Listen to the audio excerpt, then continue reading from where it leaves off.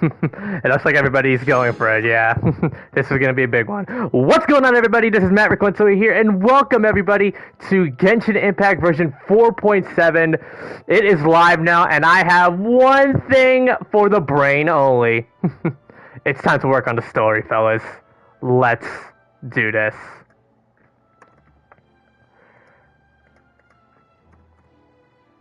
Alright.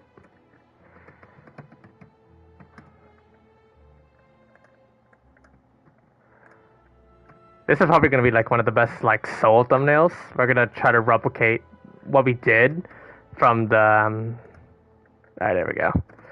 Genshin Impact Archon Quest Dainsleif.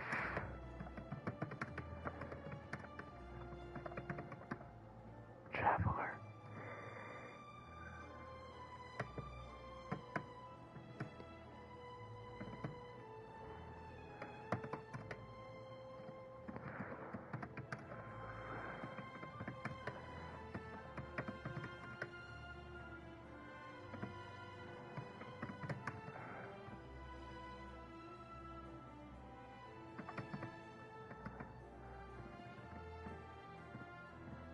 What do I call this? Yep.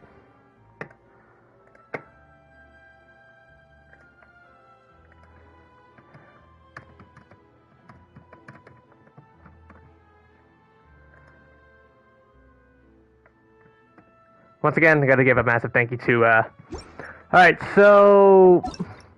We now have indeed increased the friend counter from 60 to 100 max. You're probably gonna wonder how the hell I have that much over. Well, you can thank PlayStation for that.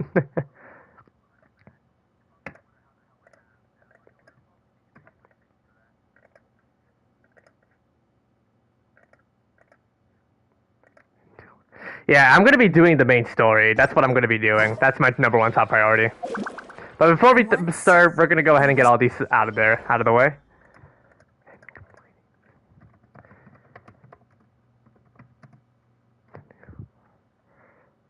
There we go. Now we're talking.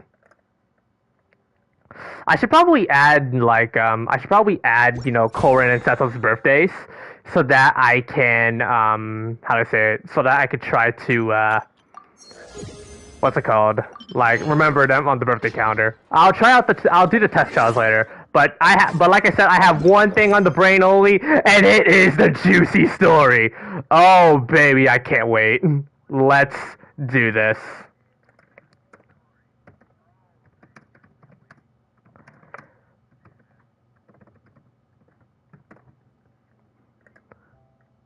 Alright, I'm gonna go ahead and self-promo.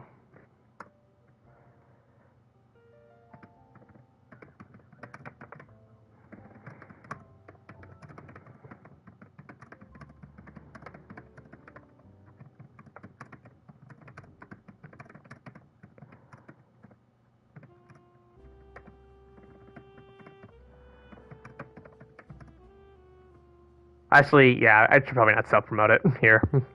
There are some servers that might be a bit too sensitive with explorers, so I'm going to take that down.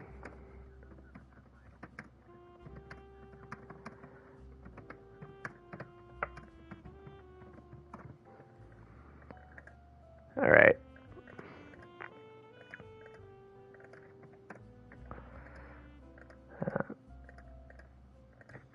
Okay. Just gonna try to,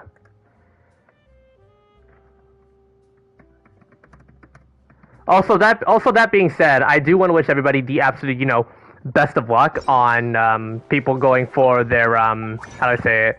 I do wish everybody the best of luck of people that are going to be going for, you know, Clorinde, Hasem, the first half banners. I do wish everybody the best of luck, so good luck, you guys.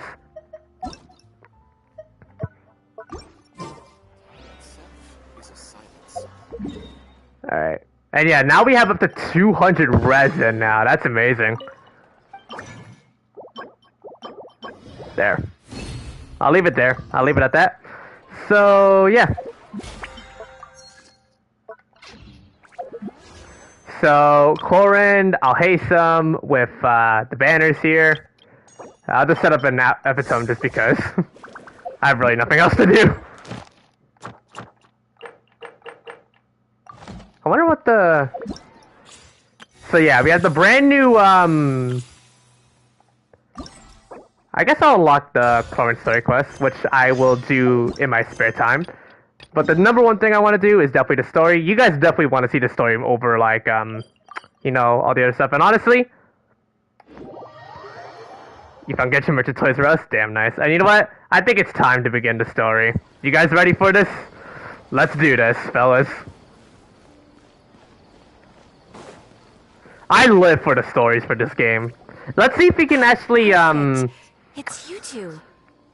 By the way, for the people that are, remember, if you guys are people that visited my, how do I say it? So far as to say you're the only ones for the job. By the way, remember if you guys remember how I got over to 100, like, plus people on the live counter? That was during when I was doing the story quest. Is it possible that we can replicate the same magic? I don't think it might be possible, but we'll definitely give this game a try. Let me try to make a pinned message. The only ones for the job? Huh. If our help is really that important, it's probably some Archon class commission, right? Paimon sounds a lot more different. But sure, we're happy to take this on. Which Archon do you need to use with today? The Adventurers Guild doesn't employ that kind of classification system. In fact, this commission is also probably not nearly as intimidating as what you're expecting.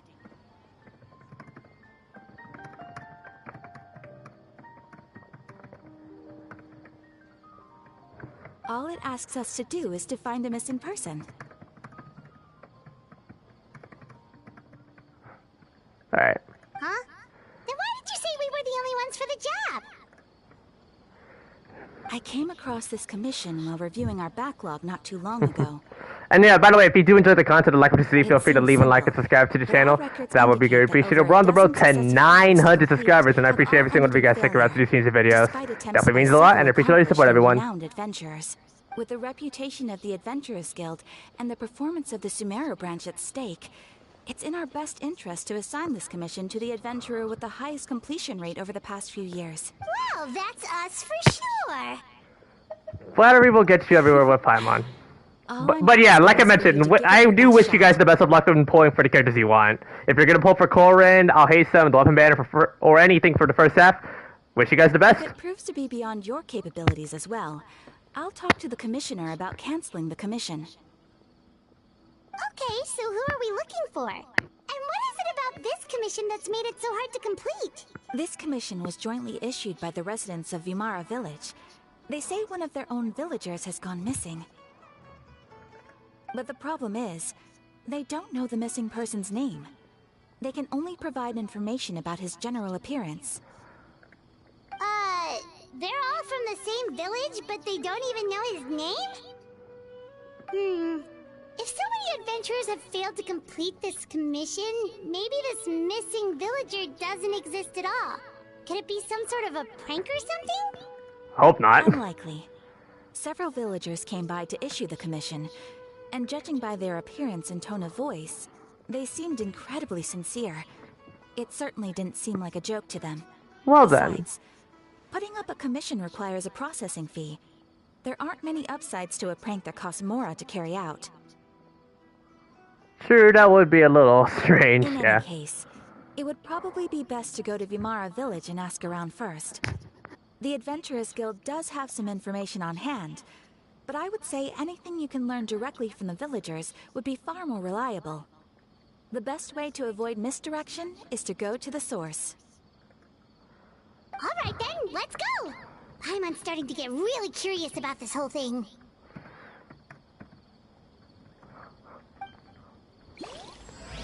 This is it. Chapter 4, Act 6, Bedtime Story.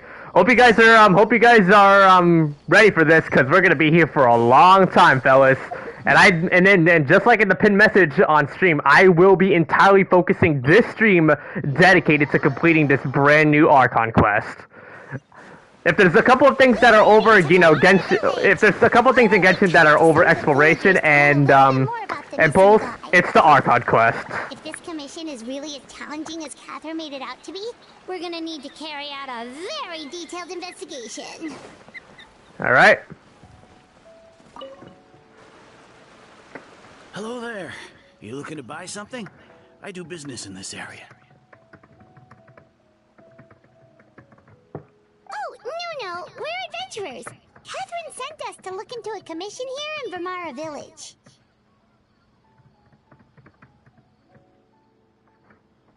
Ah, so you're here about that, then. Ah, you're not the first, that's for sure.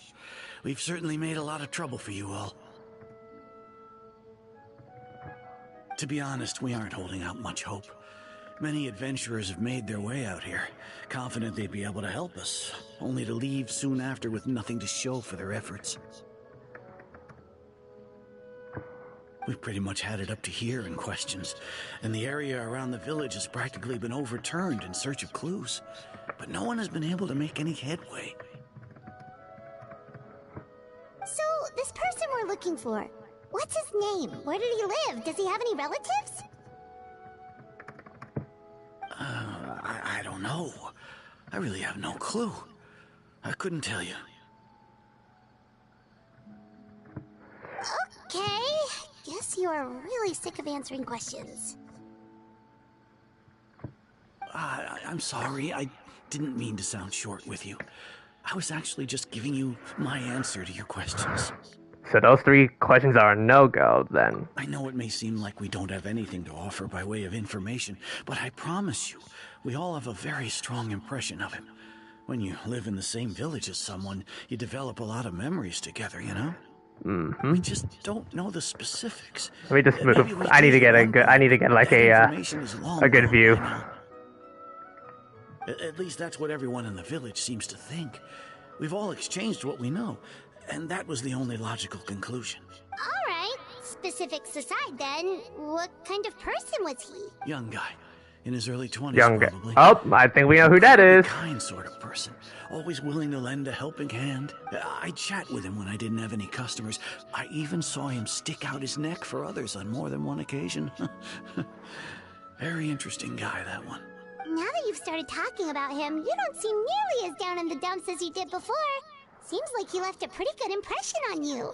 He probably did, yeah. Everyone in the village is pretty fond of him. We wouldn't have issued that commission otherwise. There aren't many young people like him nowadays. So genuine and pure. To think that he just up and disappeared one day. I just hope nothing bad happened. Could he have just moved away without telling anyone? No, he's not the type to leave without saying goodbye. And anyway, moving away without being seen by a single person in the village? There's no way he would have been able to manage that. Huh. All right, thanks for the information. We're gonna go ask around some more. Okay. Any bonus dialogue? I really hope he's okay. Please, we're counting on you to find him. Will do. Alright. Time to go. Yeah. Also, feel free to say hi to the chat. Don't be shy. I promise we won't bite. We're here to always welcome everybody. It's that guests I hear. Hi, Grandpa Amadea. We're here to help you look for the guy that's gone missing. Ah, so that's what brings you to these parts. Coming all this way for our sake. That's so very kind of you. With your help, I trust that young man's case is in good hands. Could you tell us a bit about him? Of course. I'm happy to help any way I can. With my failing eyesight, I'm afraid I can't offer much about his appearance. But I do remember hearing the sound of his voice. And not recently, of course. That loss has left me feeling quite empty. Oh. I don't think his parents are still living in the village.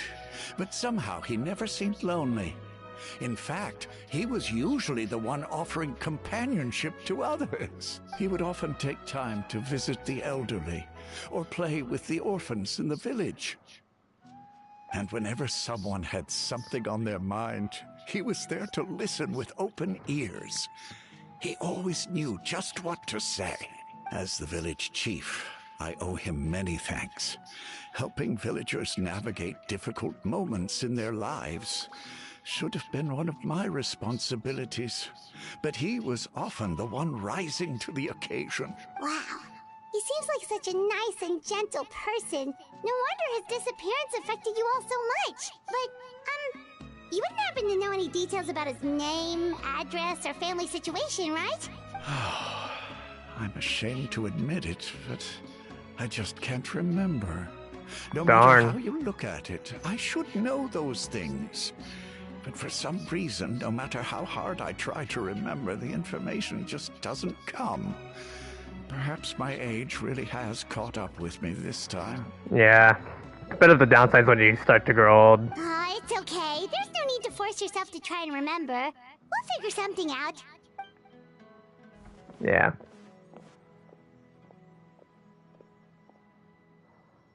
Okay, Well, time lapse. Trevor, what do you think? There's probably more to this case than meets the eye. I think so too. Like, the name thing. It's so weird that no one remembers his name. And nobody has been able to tell us anything about his family or where he lived. It's like this guy's been erased from reality or something. I would say it's more like he's someone who only exists in people's memories. Wait, so you're saying it's not that he's been erased, necessarily, but more like he never existed to begin with? Okay, Paimon's gonna need some time to process that one. Someone who only exists in people's memories? Could it be like what happened with Greater Lord Rukkhadevata? Like some sort of mass alteration of people's memories? You two are the adventurers who just arrived, right? You're here for the Vimara Village Commission? Yep, sure are. We were just looking into the case. I'm so glad to hear that. Thank goodness you haven't given up.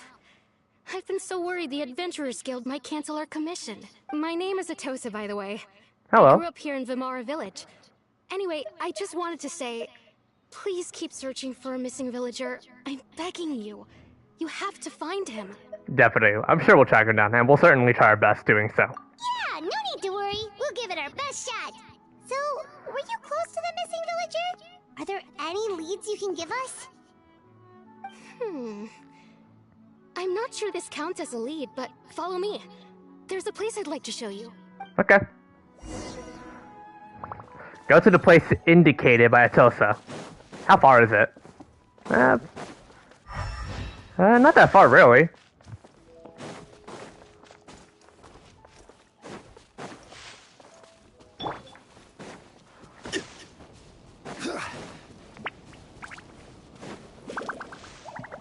This tree.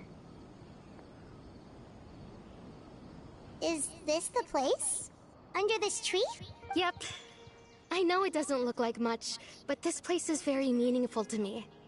It's so full of memories. We used to always sit together under this tree and talk. Sometimes we would look up at the clouds in the sky, or stop to feel the wind against our skin. We could sit there for hours at a time, never realizing how long it had been. I Oh. was actually adopted by the people of Vimara Village. The forest rangers found me in the woods as a child. I was surrounded by such good people, and growing up in the village was so lively. Still, there were times when I couldn't help but feel incredibly alone.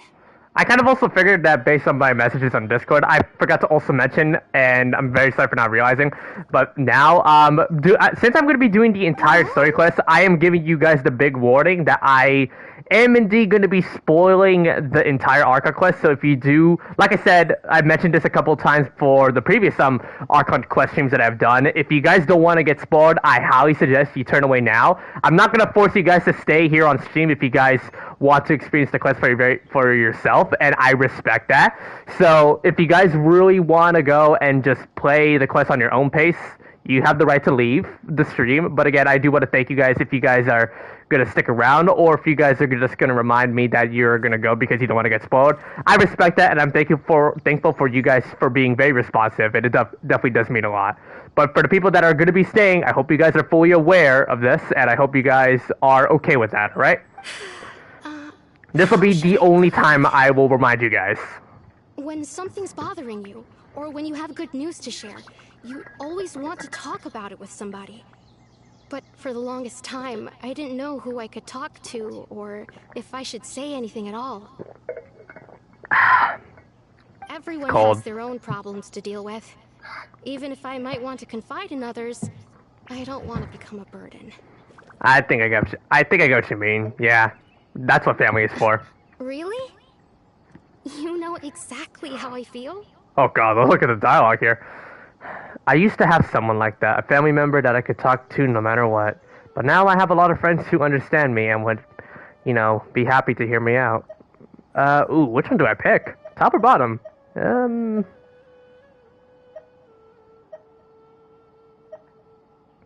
I'll do the bottom option. Yeah. Wow, that sounds really nice. You're quite lucky. When it comes to our missing villager, well, I guess you could say that to me. He felt like both a family member I could rely on and a friend who could really understand me. No matter what came my way, I knew I could always talk to him. He was so thoughtful and pure, and patient too. Whenever I talked to him, he would always seem so interested, as if the things I was describing were just as important to him as they were to me. Ever since he disappeared, there's been so much I wanted to tell him. No, none of those things matters now. I just really want to see him again. Wow, you two must have been really close. I agree, Did he yeah. ever tell you anything about himself? He mostly just talked about interesting things he saw around the village. He'd share a lot of his own wild ideas as well. Oh, right! I did ask him about his parents once. But all he said was, they're not here anymore. I didn't know whether that meant they had left the village or passed away, and I didn't want to pry. Still not much to go off of. Look at me. Talking your ear off and still nothing to show for it. I'm sorry I wasn't more help. Hey, don't say that. You helped us understand him better, The last alright? time I talked this much in one go was when we were still together. Come to think of it, every time we talked, it always seemed to be around dusk. Just like right now. Time always passed by really slowly. Even when it felt like we'd been talking for hours, the sun would still be at the same position in the sky. Well, time always seems to pass slower when you're relaxed, right? What's wrong, Traveler? Wait. It was always the same time of day, and time never seemed to pass. Based on what we've learned, this is definitely not a regular missing persons case. What Atosa just told us about time could be the key to unraveling this whole mystery. Hello, Charles. Hey, look at those hilichurls over there. Doesn't it seem like they're acting a little strange? Oh no, the Pyro Abyss Mage. The Abyss Order. Yep. Could they be the ones behind all of this?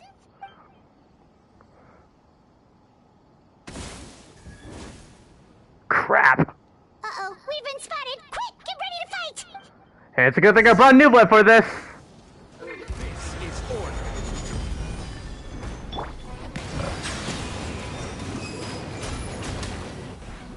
Oh, triple swirl? I got you. The doctor will see. Stabilize, bow your head. There we go. Thank you so much. I wasn't expecting monsters Oh, my to show pillar's up. in the way. Oops. If you hadn't been here, I'm not sure what I would have done. It was no trouble. But the question we should be asking now is, what is the Abyss Order doing around here? Now that I think about it, the hilly trolls around Vimara village have been a lot more active lately. We didn't get as much Abyss Order ever since the 3.5 Archon Quest Caribert. The only like source of the Abyss we had back then was the Cryo Abyss Herald. Ever since that introduction, we never had seen any more of them ever since. They've really died down until now recently. Seem agitated and would often attack anything in sight. Chief Amadea doesn't allow the children to play in the area around the village anymore.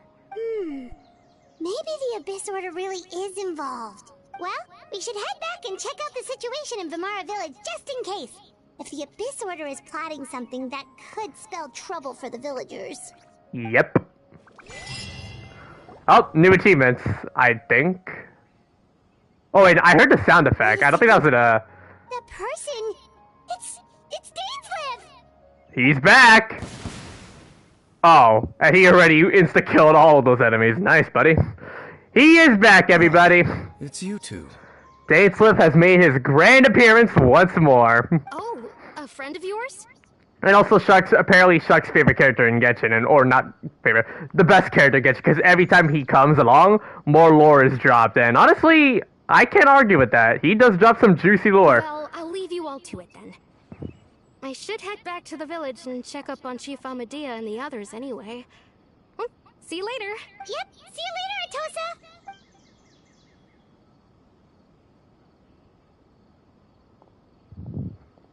Alright, time to catch up. Why do you always have to pop up out of nowhere like that? Is it your life's mission to jump scare us or something? It's hardly personal, or intentional for that matter.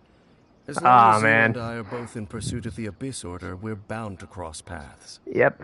God, it's so good to hear Uriel and self voice him again. Ah, so you're here to investigate the Abyss Order then. That would explain the monsters you were fighting just now. Naturally. Hold on. Are you not here for the same purpose? We're all on their tail. Well, I'm gonna get into the Mount accent. Yeah, we're all on their tail. No matter. It may have taken you a while to catch on, but I'm sure you've also realized by now that there's something strange about this place. Yep. The Abyss Order is most certainly planning something in this area. I think most people would be watching streams that are point for Clorinde. I mean, I can understand that people tend to watch pull streams a lot more than, like, story quests. It's more of like a side thing. I mean, the game is gacha, right? And I understand that, but... So you think the Abyss Order is behind the Hilly Trail activity in the area?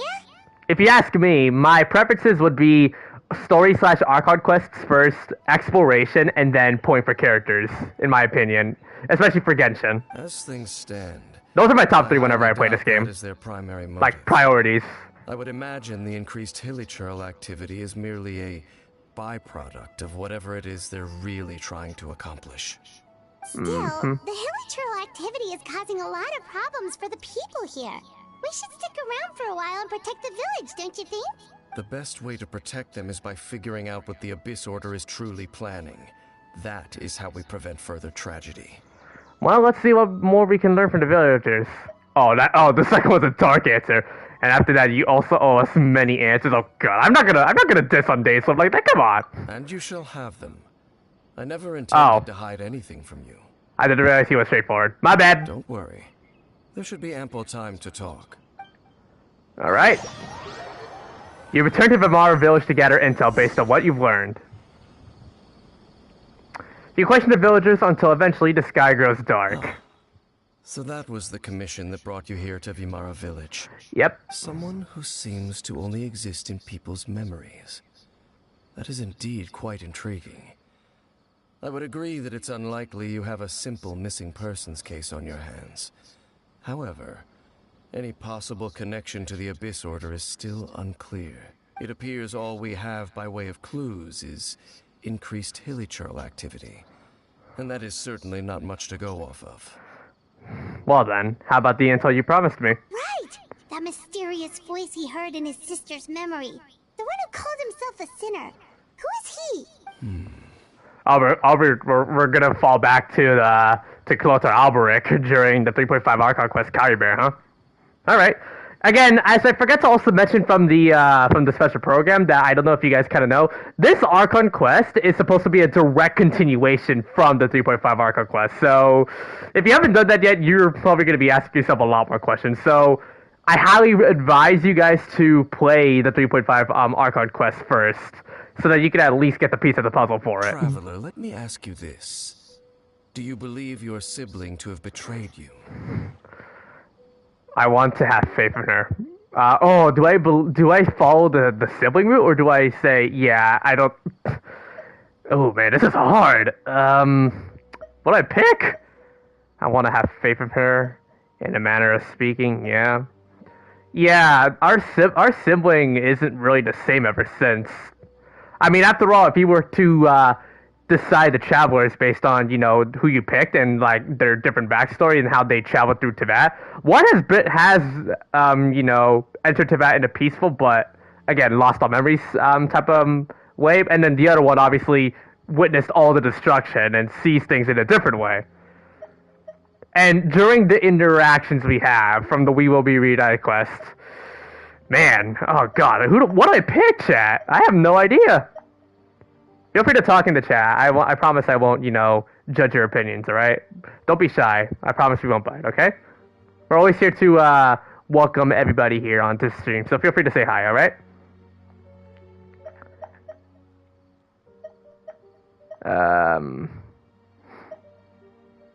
In a matter of speaking, yeah.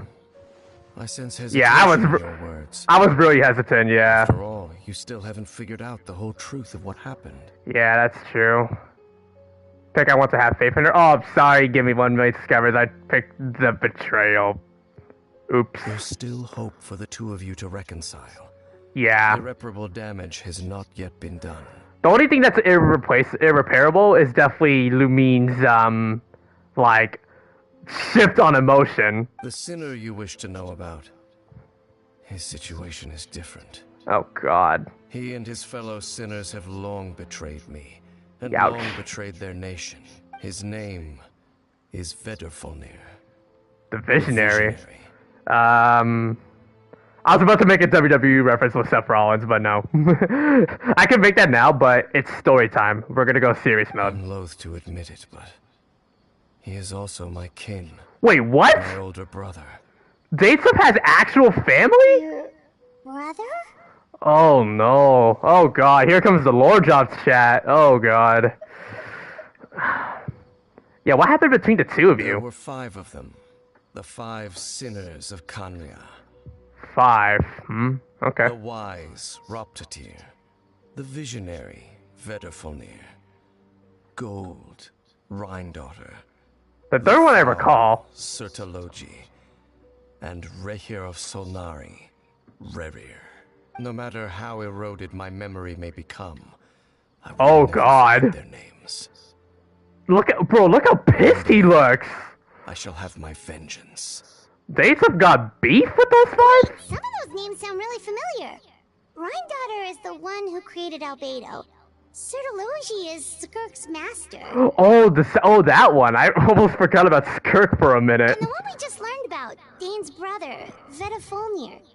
If he was the voice of the sinner, then the one who inspired Clotar to create the Abyss Order was him.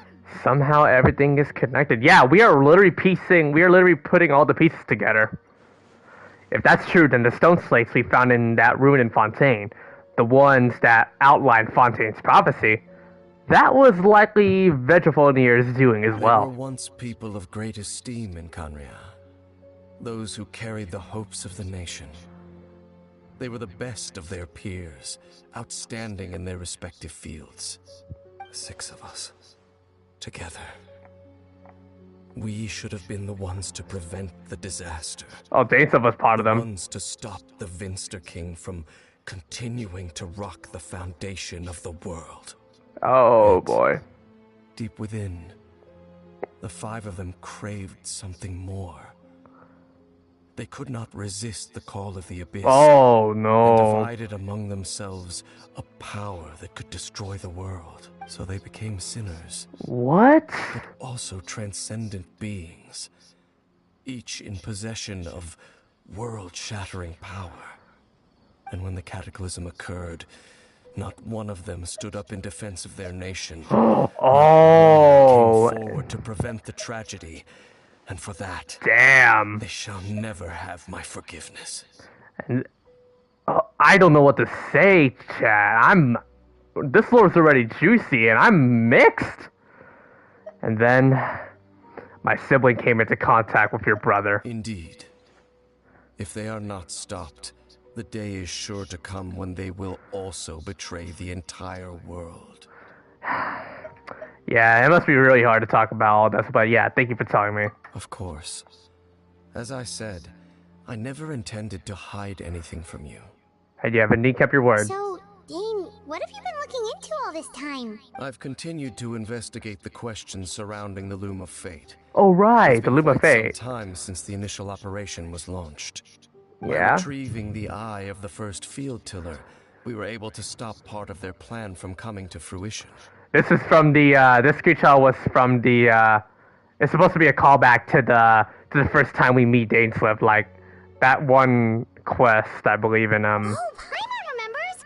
yeah. Are you going to use it to corrupt Osile and make a god or something? Pretty much. Indeed. However, it's obvious that was just some sort of technical experiment. I kind of figured that was the case too, The yeah. eye was integral to their plan, yet somehow, despite failing to obtain it, they've skipped the experimental phase and found some other way to keep Oh moving wow, forward. went through beta phasing. There are Huh. many signs pointing to that effect. Then what should we do? It's not too late, is it? Our most pressing concern is to determine the purpose of the Loom of Fate. From there, we'll be able to deduce the Abyss Order's true objective. Based on the intel I've gathered so far, I suspect the Loom of Fate is related to the ley lines in some way. The ley lines? Traveler, you were able to observe your siblings' memories last time, yes? Yep. I believe that was due to the fact that the ley lines in that area were unstable. My recent investigation has shown that Abyss Order activity in a particular area is usually followed by a series of issues with the ley lines. And one of the things that flows through the ley lines are memories. Wait. Then our commission here in Vimara Village. The person who seems to exist only in people's memories. Could it be connected? Memories. Ley lines. The Loom of Fate. The missing person that doesn't seem to exist. What's the connection between all It's this? certainly possible. I'll join your investigation tomorrow. This Alright. missing persons case could very well turn out to be the key to unraveling these mysteries. Well, if we're teaming up with Dane again, we're gonna need all the energy we can get. Let's try investigating somewhere a little further away tomorrow. Got it. Alright. Time skip to the next morning.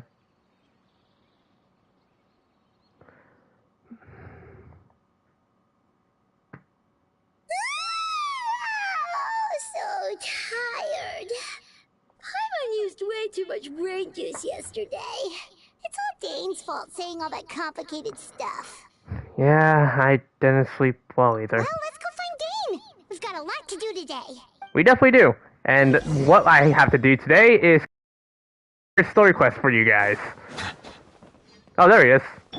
Not that hard to find him. Oh, there was some lag. I didn't notice that. Whoops. Dane? Hello, Dane? Why are you just zoning out over here? You okay, buddy? Did something happen? What's wrong, Dane? The missing person from your commission. Could you describe them to me? Oh, okay. Oh,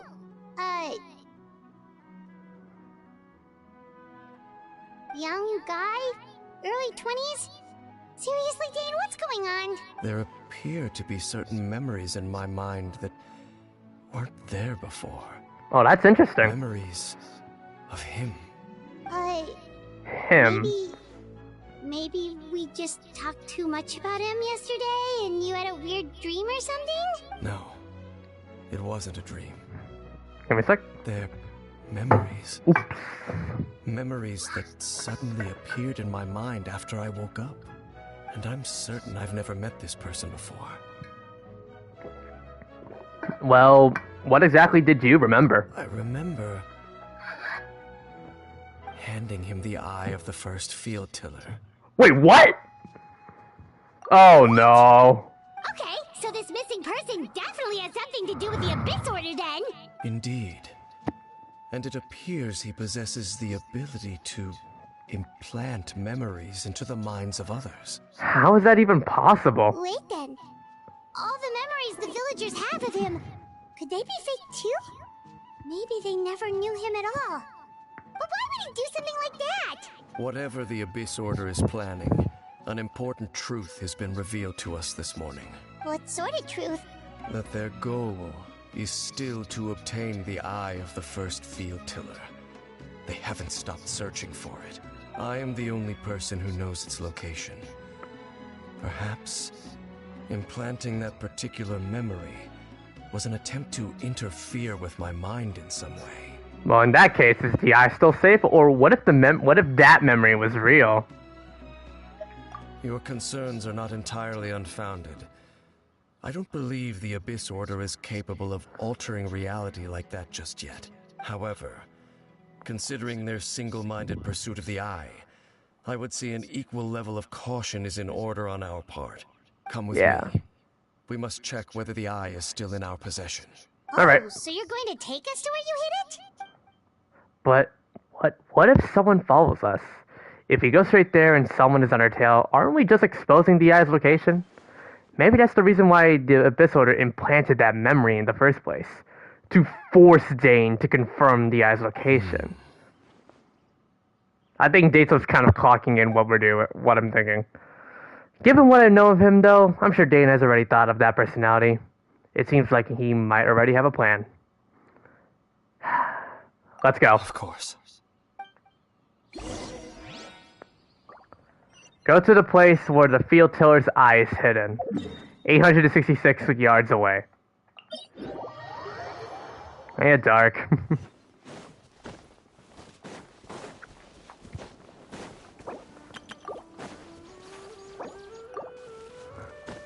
So, let's continue on with this. Oh, we're going back to the chasm. Ah, balls. I wonder how this is gonna work.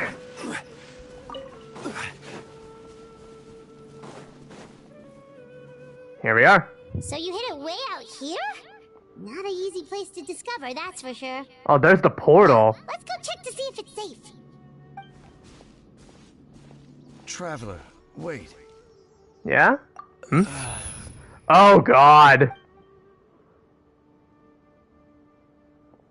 We've no time to lose. Let's head inside. Something altered Dane's memory.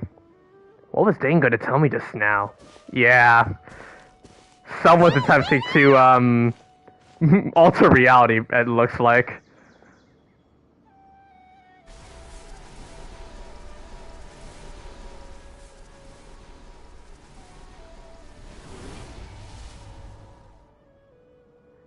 Did he just? Oh, never mind. I take it back. I thought he was gonna. Alright. The place is open. Oh, we need Pyro and Electra for this? Okay. Alright, well, I guess I'll rock Raiden and, I'll just rock Raiden and Bennett. You want me on your team? That's all I got, so. Alright, let's go. Memories that should not exist. It's time for us to enter the depths of the ruin. Oh god, I'm already getting really scary vibes now, chat. It has been a while since we last visited remnants of the chasm. And this place again. Bro, this place looks literally decimated from here. What is going on?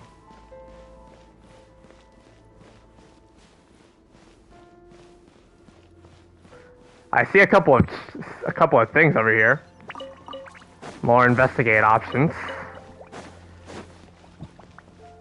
There are lots of fungi. There is no escape. Stabilize. That I might as well just defeat. Defeat I shall. It appears the mechanisms here have changed over time. You can access the upper floor through the side door. Perhaps you should try reactivating the mechanism over there.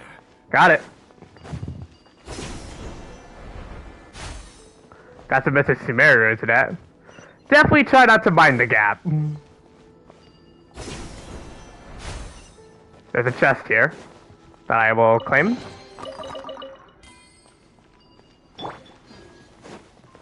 Alright.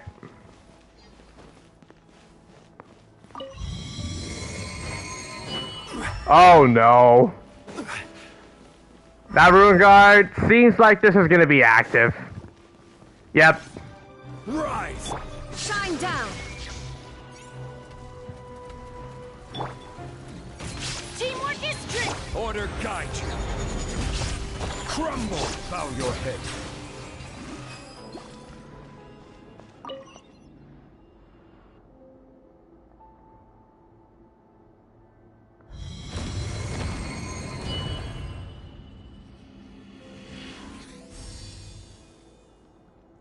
Well, that's 1 out of 4 done. We gotta get the other 3. I'm gonna make sure I don't miss anything nearby. Alright, let's keep moving. Make sure all the runes are pointing in the direction indicated by the light. That should unlock the mechanism. Okay.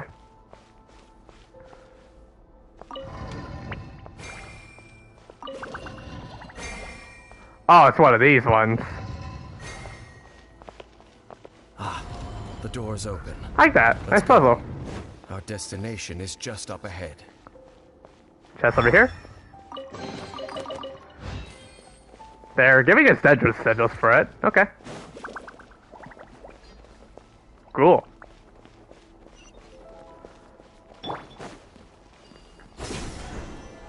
Something doesn't feel right here. I just have this feeling.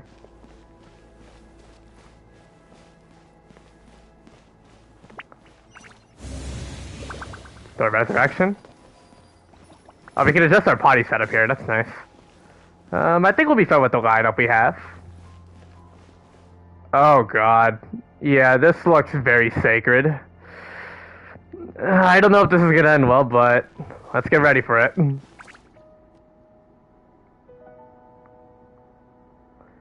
Here we are.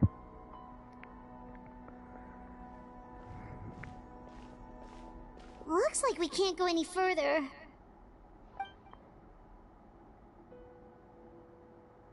Be on your guard. I sense the presence of the abyss. Crap! Oh no! The Cryo Abyss Herald. Now I see why they brought us Electro and Pyro for this. Alright, let's do it. Suffering! Woo! This is order. Quake! Shine down! Torn to oblivion! Witness the Destiny's Inception's Vanguard of Newborn Fate.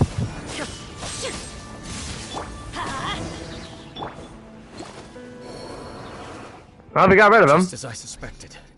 The false memories were a trap. The Abyss Order just wanted to follow us here. You Now tell that they're in me. the vicinity, we should have a chance to see. Oh god, another memory breakdown for Dainsleif. What's wrong? Can you feel that? There's been a disturbance in the ley lines. It must be the work of the Abyss. Okay. Oh, you must be really sensitive to that sort of thing. Paimon doesn't feel it. Must be some sort of Conria You thing. too. Do as I say. Use that mechanism over there and leave this place. Leave you here on your own? Will you be alright? The Abyss Order is putting something in motion. If you return to Vimara village, I suspect you might finally have the opportunity to locate the missing villager. God, I Just hope think of it so. as a way to divide and conquer. Alright.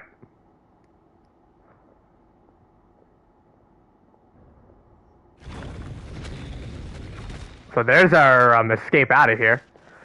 Dane does have a point, but something still feels off. What am I missing?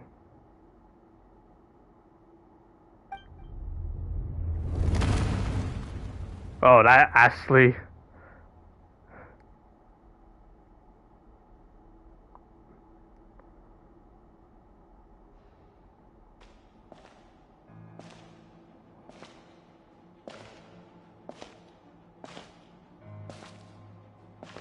No.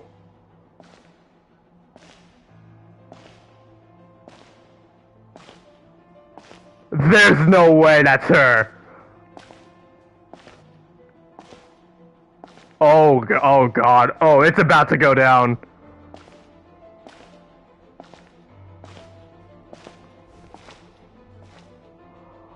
Oh!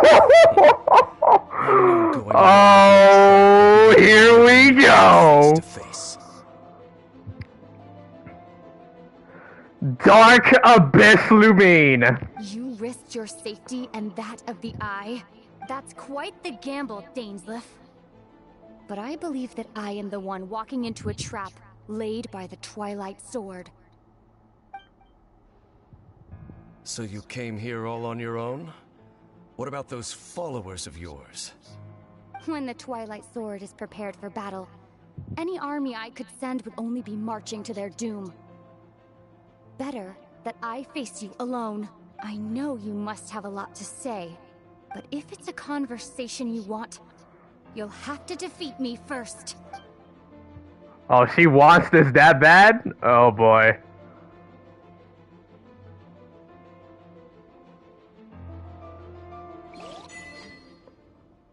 Oh. Oh, they're leaving us with a cliffhanger like that. We're gonna have to like... The ley lines are all out of whack. Well, we gotta hurry. We better hurry back to Vimara Village and see what's going on. Oh, this is juicy. This is juicy chat. Oh no. Look at those hilly trails over there. They seem strangely calm. Weren't they acting super agitated just a little while ago? Why are they so calm all of a sudden? Wait. I hear something. In the new world, they bade farewell to the shrouded sun. At last, they no longer needed to dwell on their suffering, or try to differentiate between various thoughts of blasphemy. Such was the price they paid, and thus their souls became cleansed and pure. Did you hear that? What was that sound just now? It was someone's voice. It sounded so gentle. Could that voice be comforting the hilly trails in some way? Could be, yeah. This is weird. Let's check if this is happening anywhere else. Alright. I can't agitate them by attacking them. I could still take their food, which is kind of surprising to say the least.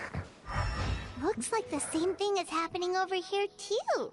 The hilly trails are calm.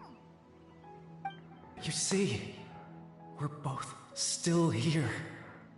We've reclaimed an endless amount of time to love. Release your tears. You no longer need to hold back your sorrow. Who is this? It's that voice again. Hey, boys. Don't mind me causing a little bit some wreckage here, but if these soldiers are fine, then I can't arguably, you know, Over there. do anything about it. Looks like they're sleeping. In the end, he whispered softly, "Sleep well, Father. Father, what? Sleep well, my beloved people. Okay, this is definitely not a Articuno reference right here. When you awake, that This is which supposed to be Conria. differentiates us shall be no more." It almost sounds like a poem or some kind of story. Well, now that the hilly trails have calmed down, Vimara Village should be safe at least. Let's put this situation to the side for now. Dane said this might be our chance to find the missing villager, so we should head back to Vimara Village before it's too late. Let's go. Before I continue, let me just take your food. Thank you. Alright, let's keep moving. Yeah, I kind of figured you got Clorinde. Yeah, good job. I can't switch. I don't think I'm able to. Yeah, I can't switch characters.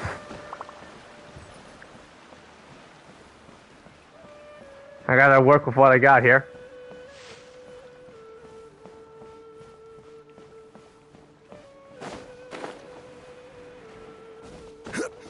Oh, you lost a 50-50? Oh, you hate to see it.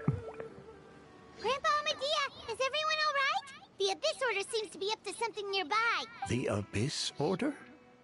This is the first I'm hearing of it. Thank you for your concern. But as far as I'm aware, it's been business as usual here in the village. Really? That's good to hear. Oh, also, you didn't happen to come across any clues about the missing villager while we were gone, did you? Hmm? Someone's gone missing? Who would that be? Somebody, yes, someone has altered his memories about it. Yeah, well, definitely things have just gotten even more complicated now. This came to mind already. You know, the young guy from Vimara Village. The one you've been looking for all this time. You posted a commission with the Sumeru Adventurers Guild. That's kind of the whole reason we're here, actually. Your missing persons commission. Ah, I do apologize, you two. I hope I'm not worrying you too much. I'm sure it's just my age making me forgetful again. At least right now, I can't seem to recall whatever it is you're referring to. Perhaps you should try asking someone else. But how is that? All right. Thanks for your help, Grandpa Amadea. Alright. Something's definitely not right. We just talked to Grandpa Amadea about the missing villager. There's no way he could have forgotten all about him just like that. What do you think, Traveler? Could everyone's memories of the missing villager have been erased again? Well, it's too early to say, but it's definitely a possibility. We should check it with the others first. You're right. We should narrow down the possibilities first. Let's go ask someone else then.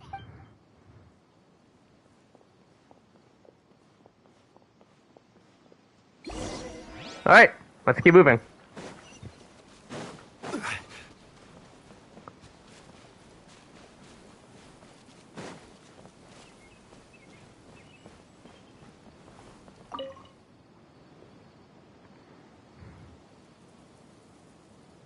Someone's gone missing?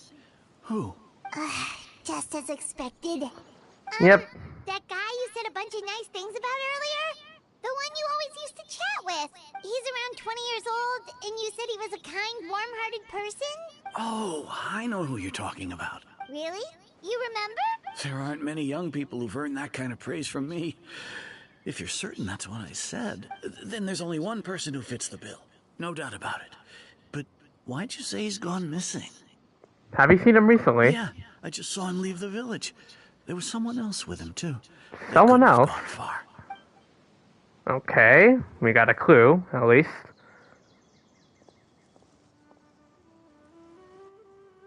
Strange. Bayram seems to remember him. And apparently he just saw him? Do you think maybe it's not that there's something wrong with people's memories, but that we've somehow returned to a time before he went missing? I thought returning to the past would be that simple. Given everything Dane mentioned about disturbances with the ley lines, I'd say it's far more likely this is related to memories in some way. I need to think carefully. What's really going on? Alright, here we go. Time to play more interpretation and hearing more of voice lines from Zach for Ether. If we really did travel back to a time before he disappeared, that could explain why the villagers said he hadn't gone missing. If this person only exists in people's memories, maybe we're in someone's memory right now. Just like what happened with Greater Lord Rukadevada, no one remembers him, because there's been a change in people's memories. Time travel is extremely difficult to perform. The current situation probably has something to do with the disturbances how you doing? in the ley lines. No, Bahram still remembers him. He just forgot about the fact that this person went missing. Yeah, hey, Wintershade, welcome to the stream. Right. Paimon totally forgot about the ley line disturbances. We're in someone else's memory. Just like how you entered your sibling's memory last time. That would also explain why we seem to be at a time before he went missing. It's a memory after all. If we really are in someone's memory, then this is our chance to find him. Right. If he's someone who only exists in people's memories, then we're finally on the same turf. But didn't Bayron just say that he saw him leave the village with someone? Where should we go look for him? Who knows how long this ley line disturbance is gonna last? We might not have that much time, and we don't even know whose memory this is. Let's go through what we know so far. Good idea. That'll help us narrow things down. We pretty much figured out that the missing villager has the ability to implant memories into the minds of others. Right! That! Could we try to figure out more about him using what we know of his ability? Like, does it maybe leave a trace that would somehow give him away? Implanting memories into the minds of others must be an imperfect process. There's no way the new memories could perfectly blend in with the old ones. There has to be some kind of tell. Okay. There's a difference between memories that arise from lived experiences and those that are implanted into the mind. Perhaps it has something to do with time. If time was allowed to pass within the false memories, there's a higher chance they might conflict with someone's original recollection. That would make it much harder to avoid suspicion. All the memories seem to be set in or near Vimara village. but I'm still not sure if they're restricted to this location. No. Based on what we know so far, there isn't any evidence to support that conclusion. Maybe not. We don't have any way to prove whether certain memories were simply forgotten or never existed in the first place. So it looks like time does not pass within false memories. No Okay. wonder! All this time and the sky hasn't changed a bit! Yeah. That must mean... Time is frozen. Passing! That's the tell of the fake memories! The implanted memories are basically taking place outside of the regular 24 hours of the day. If the memories included the regular passage of time, it would be easy for people to tell that something was off. Like there could be overlap or something. People might start to wonder why they remember doing two different things at the same time of day. That's why he makes sure the memories take place at a specific moment in time rather than over a period of time. If we consider this in conjunction with what we already know, then the question of whose memory this is seems to have an obvious answer.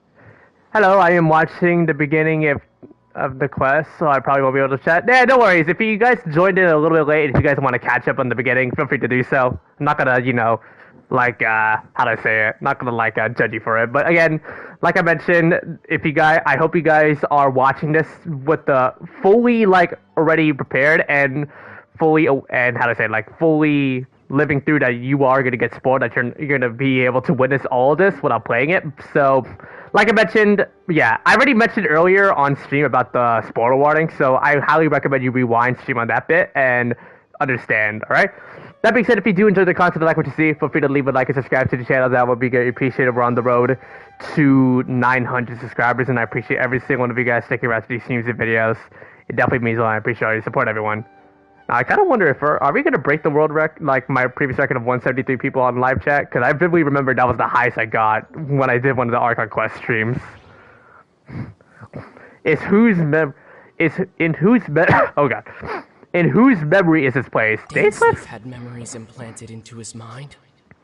Could it be that it's happened more than once? Amadea. Chief Amadea forgot about the missing villager. But it turns out we're at a moment in time before the village issued the commission. And The Atosa. color of the sky coincides with the moment in time she described. I don't think it's Dainsleif, right?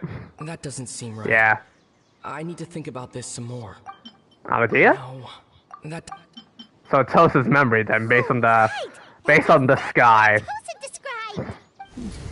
Come to think of it, Flashback? every time we talked, it always seemed to be around dusk. Just like right now. Time always passed by really slowly. Even when it felt like we'd been talking for hours, the sun would still be at the same position in the sky. Yep, that has to be it! This is definitely Atosa's memory. Well, let's go to the tree. Yeah, that's where they'll be. World Order narration. Go to the place Atosa once mentioned. Alright, to the tree we go.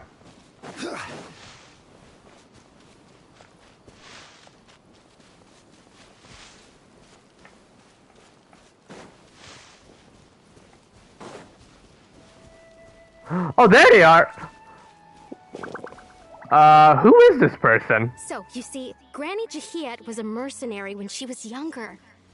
She just talks like that out of habit. She's not trying to scare the children on purpose. Oh, there I go again. Always talking about my own things. Do you maybe have anything you want to share? It's okay if you don't.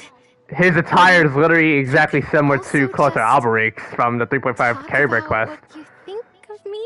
Definitely a, I think you're an incredibly strong and thoughtful young woman. Yep. You'll meet many amazing people and live a very happy life. You won't miss someone like me. Oh, there's some remorse. Are those your friends over there?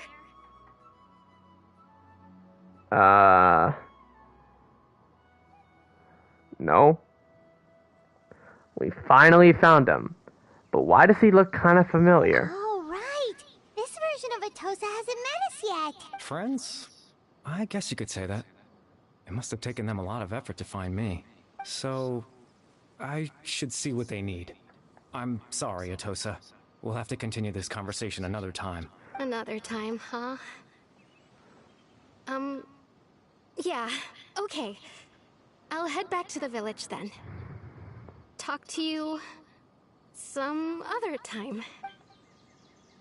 Okay.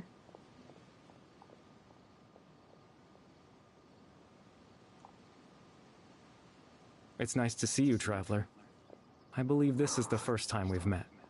And the fact that he knows us, you're... Oh, wait, no. Is this the younger version? There's no way that's him. Factoring in the memories, the Abyss Order, the Loom of Fate, and everything else, I need to think of the one person that can connect all this together. Okay, not Caribert or Clotar. Not Caribert. It's either the Visionary or Clotar. The founder of the Abyss Order. The man who broke the curse of immortality. Born into abject sorrow. He shall now become the Loom of Fate. Dane's brother. One of the 5 sinners of Conria.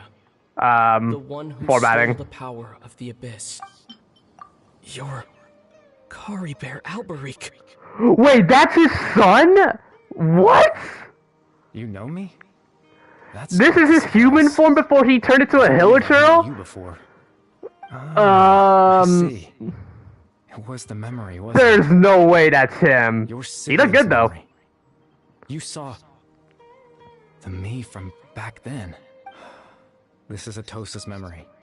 I came here to say goodbye to her, but I suppose I'll just leave her a message instead. Come, let's find somewhere else to talk. Oh god.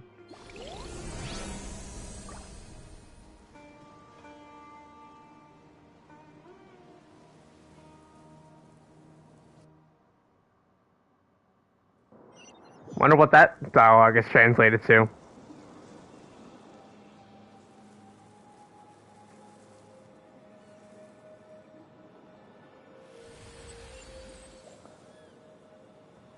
Oh, this place is beautiful. And this was what we saw from the trailers too.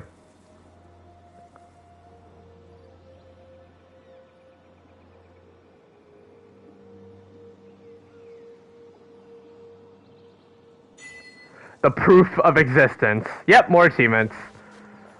Oh my god, this is paradise. Wow, but regarding with the story we're at right now, this is definitely not paradise. Yet. Alright, Caribert.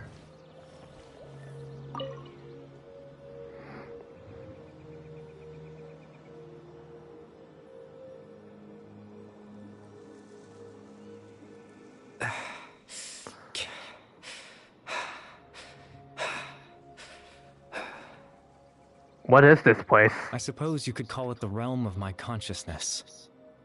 I'm someone who no longer exists in the real world after all. Yeah. As you well know. You look quite exhausted. It's nothing. I still have enough strength to play the part of a good host. I've always hoped that I'd get the chance to talk to you like this. And now, the time has finally arrived.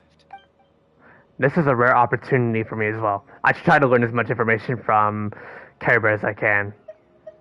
What exactly happened to you, or what exactly is the Loom of Fate? Ooh, do I go for his backstory, or do I go for, like, the lore regarding the Loom of Fate?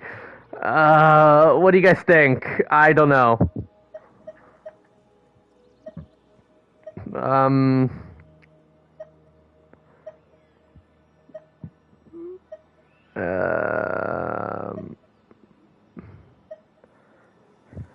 People, hey, so 2 people are voting for lore.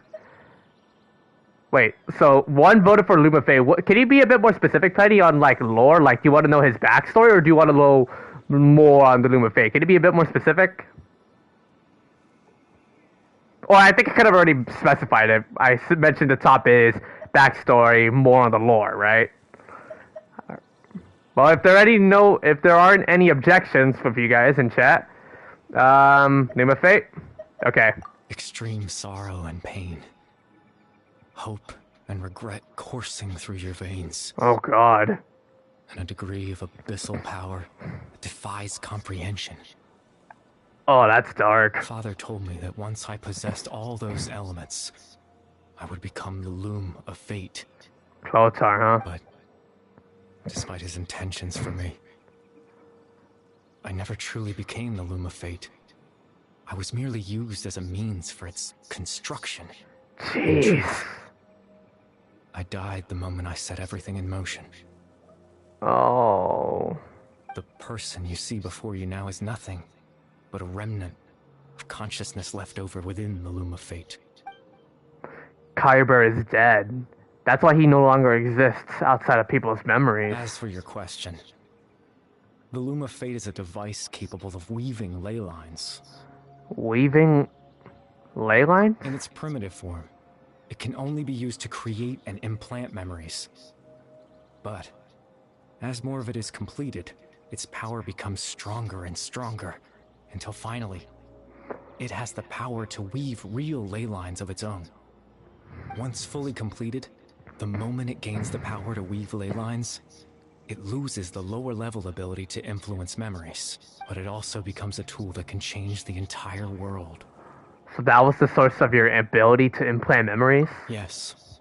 I have the ability to control the loom in its semi-completed form. I suppose you can think of it as a form of compensation. After all, its existence cost me my life.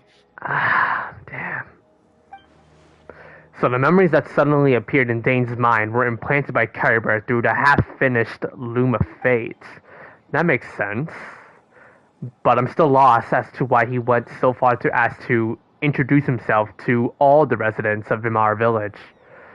But why did you implant memories of yourself into the people of Vimara Village? That.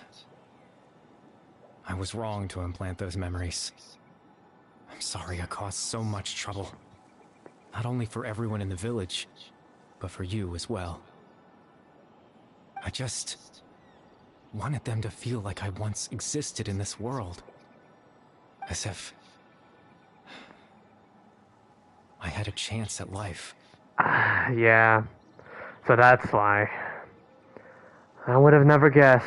Rip Caribert, man. If you guys were previous viewers that joined me during the 173 people that were watching live when we were doing the 3.5 Archon Quest, bro, a lot of things have really come in full circle, man, and God, that hurts. But is there any kind of meaning to this? Does only existing in people's memories really count as living? I know what you must be thinking. Why would I do something so meaningless? But I just couldn't accept it. I had to know what it would be like if I had my own life. What kind of person I would be. What other people would think of me. Chief Ahmadiyya, Baram, Granny Jahiyat, Atosa. Oh man, the memories of just talking to all four of them. What would it be like if I could live alongside them?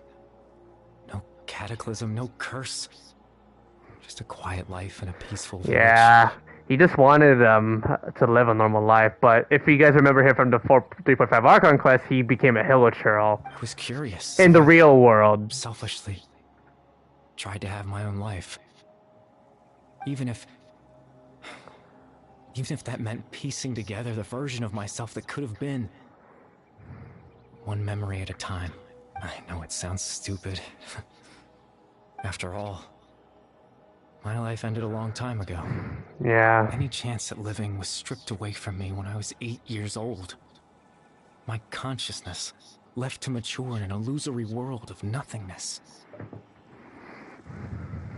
Can I have a, I'm gonna type this down. Form you see before Can I have, nothing but an invention based on my father's a opinions. salute to Caribert in the chat, please? An imagined version of what I would look like if I had the chance to grow up. In the end, this all stems from the tragedy that occurred in Conria back then. You know, everyone is looking for you, after all. I know. But there's nothing I can do to make them find me. If I could exist in the real world, I would return without a second thought and surprise them with the suddenness of it all. But, well, that's not possible for me.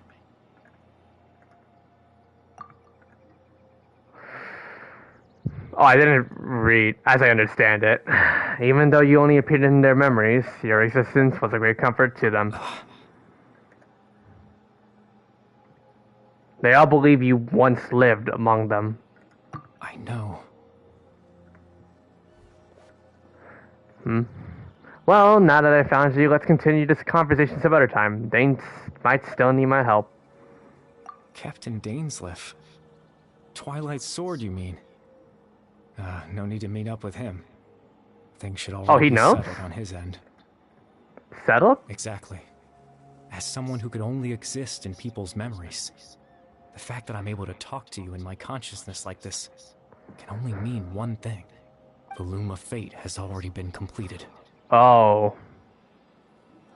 What? The Loom of Fate is already complete? That means the eye of the first field teller must have fallen into the hands of the Abyss. Could something have happened to Dane? I mean, if he remembered from earlier on stream, we saw the confrontation between Lumine and Dainsleif. Well, technically, I'll just say Abyss Traveler, because people might have Lumine as their starting traveler, and Issa would be the case. But yeah, this was probably regarding, like, earlier we saw the confrontation between the Abyss Traveler and Dainsleif, so... No need to worry about Captain Dainsleif. He's absolutely fine. The only reason he lost the eye was because I happened to guess exactly what he was planning. Captain Dainsleif has had the eye inside his body this whole time, hasn't he? What? His plan was to lure the Abyss Order to a false location, capitalizing on their pursuit of the eye in order to have the chance to confront the princess. He would then hand the eye to you and tell you to take it away from that location. That way, Captain Dainsleif could accomplish his own goal and ensure the safety of the eye all at once. A very thorough plan. But yeah, we never got the eye, though. That's right. Because in his mind, he had given it to you already. Wait, does that mean he gave Dane a false memory? You made him think that? When? Before you two entered that false location. Traveler, wait. Oh. So he's the one that affected Dane's memories. We've no time to lose. Let's head inside. So that was why we kind of assumed what happened to him earlier. So when Dane froze up back then, it was because a false memory was being implanted in his mind. No wonder. That was when I implanted the memory of him handing you the eye. Given the tense situation at that time, Captain Dainsleif failed to notice anything out of the ordinary. Oh, God. That memory to be real. I'm sorry, Traveler, but I needed the Loom of Fate to be completed. And to do that, we had to retrieve the eye. So Dane had the eye this whole time until the Abyss Order took it away. I'm not sure if there's anything we could have done. Now that the Loom of Fate is complete, what are you planning on doing with it? I promise I'm not trying to conceal anything from you, but... God, I hope not. I truly have no idea what the princess is planning. Tevat's ley line system is deeply entrenched in the planet. Creating new ley lines can neither replace nor extend the ones that already exist. In the face of everything they could be planning, I fear I'm too insignificant to even get a glimpse of the bigger picture. In any case, I had my own use for the Loom of Fate, and my goal, at least, has been achieved. Your goal? You remember my father, don't you? Clotar Alberic. Yeah? I believe you saw him in your sibling's memory, after he used the power of the Abyss to restore consciousness to my Hilichurl form. Oh, yeah. I suffered from an indescribable level of mental anguish. God, I can imagine how that must felt. That must have been through literal hell to be in, huh? To comfort me, my father told me a story. That this was a fairy tale world where I had to take on the form of a little monster. This is indeed, yep, the sequel to, or continuation of the 3.5 Archon Quest. That story managed to dispel my fears. Even if just for a moment. But man, seeing Caribert in Hilichurl form makes me still remember the trauma. And also all of you guys, when I remember you guys in chat, like, being emotional at this moment. My goal was simple. To use the Loom of Fate in its near-completed form. Yeah, the story Its quest levy ability to with create more memories questions than was at its answers. I mean, that's pretty much every Archon quest when it comes to Dainsleif. The lore just constantly keeps growing To bigger. implant a specific memory. You into get the more minds questions than of the answers. village girls. In that memory, I would tell them a story. Just like my father But did we'll for see. me.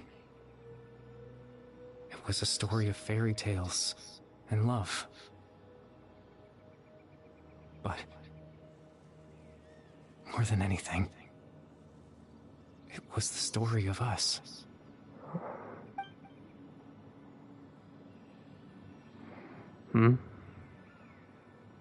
So the thing that caused the Hilichurls to calm down back then was Caribert's story. So that was his goal. That was the only thing he wanted. He had the device as powerful as the Loom of Fate at his disposal, and all he wanted to do with it was to offer the Hilichurls a moment of comfort and peace. I can't change the world. Not when I lost the very right to exist within it. Implanting those memories. Oh. That was the most worthwhile thing I could offer. I think it was very meaningful indeed. Perhaps. All that's left of my existence is a wisp of residual consciousness tied to the Loom of Fate. In truth, that trace of my consciousness should have dissipated long ago. My goal was the one thing that allowed me to hold on all this time. But now, the bedtime story is finished. And it's finally time to rest. Oh, is this it? Oh. Well. Goodbye, Caribert.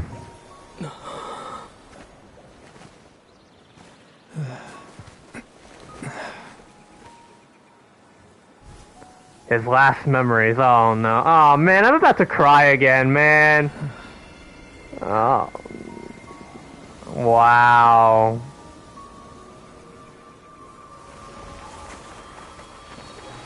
His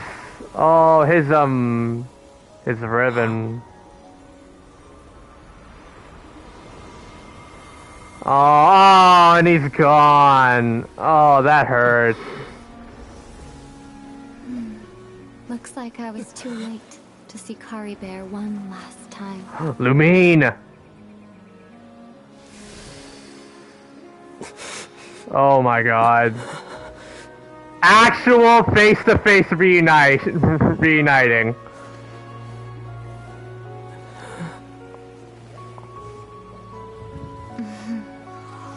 Oh, I take it back. Caribert's consciousness is gone, and this space will soon disappear along with it. Neither of us belongs here. That's why we're not tangible. Were that not the case, I'd love to hug you too. Oh my god, that hurts my heart. How about a conversation? Okay. Oh my god. Dude, this is why Genshin will always be peak for me, man. Oh my god, this is hurting my heart. My heart is breaking. Oh my god. Oh, even though they're not there in person, I'm so happy they can actually have a moment to talk. Oh, after being separated for so long. Oh my god, finally. Thank you, Hoyo. Oh, this made my night.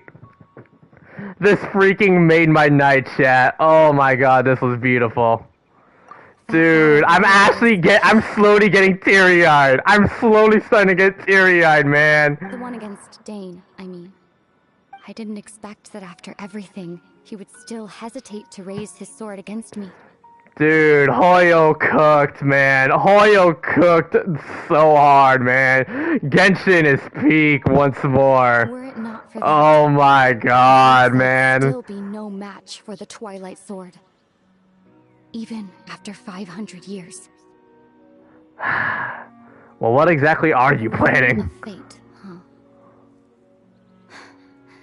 I still haven't found a way to utilize it to its full potential. But there's still time before the heavenly principles awaken. Oh? The heavenly principles are still asleep. Yes, for 500 years now, ever since the cataclysm in Conria.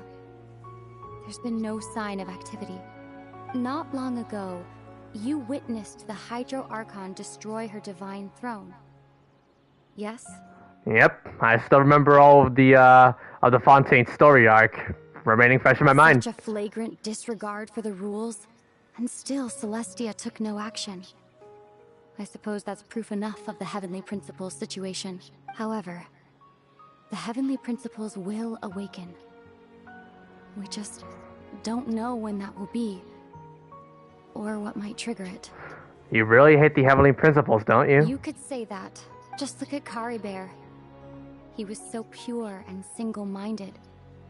The space we now find ourselves is a perfect representation of who he was. Quiet and peaceful. Even as a hilly churl, seeing the terrible sight within the mirror wasn't enough to taint his spirit. Yeah, he had a strong will, yeah. He brought comfort to the people of this world, even though he was denied the very right to be a part of it. So ask yourself this.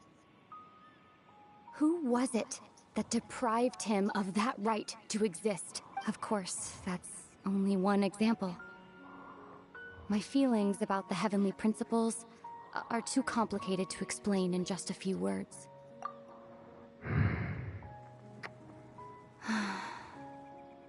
Ether? Oh, she said her name. She said our actual name. Aw, man. You're the only one in this world who calls me that. Aw, look at the text. It changed to Ether. Oh, this is so peak, man. There's so much I wanted to ask you, but for some reason, I'm not interested in asking those questions right now. There's just one thing I have to ask. One thing I could never understand. Why? Why can't we continue our journey together? I thought so too, yeah. They're the models up there. At the end of my journey, I arrived at a place known as the Sea of Flowers at the end. Do you remember? A long time ago, when we traveled between worlds together, you told me you wanted to find a place in the universe where that one flower was in full bloom. To have a place like that suddenly appear before me. Well, would you think of that as a coincidence? You mean... I miss you too, Ether. But as this war continues to rage, and as I continue to seek that final answer, I don't even know how to face myself sometimes, let alone my own brother. Oh my god. What's going on? This space has lost its tether. I doubt it'll be able Oh to no. longer. It looks like, yep, time for another heart glass shattering separation once more. Aside Oh from the man. ability to physically interact with each other, there's something else you should know about this. Oh bro, this is giving me Infinite Warfare vibes. With Caribert gone, we won't be able to remember anything that happened here. Everything in space will be wiped from existence, including all memory of our reunion. You're only telling me this now? Oh, oh my god.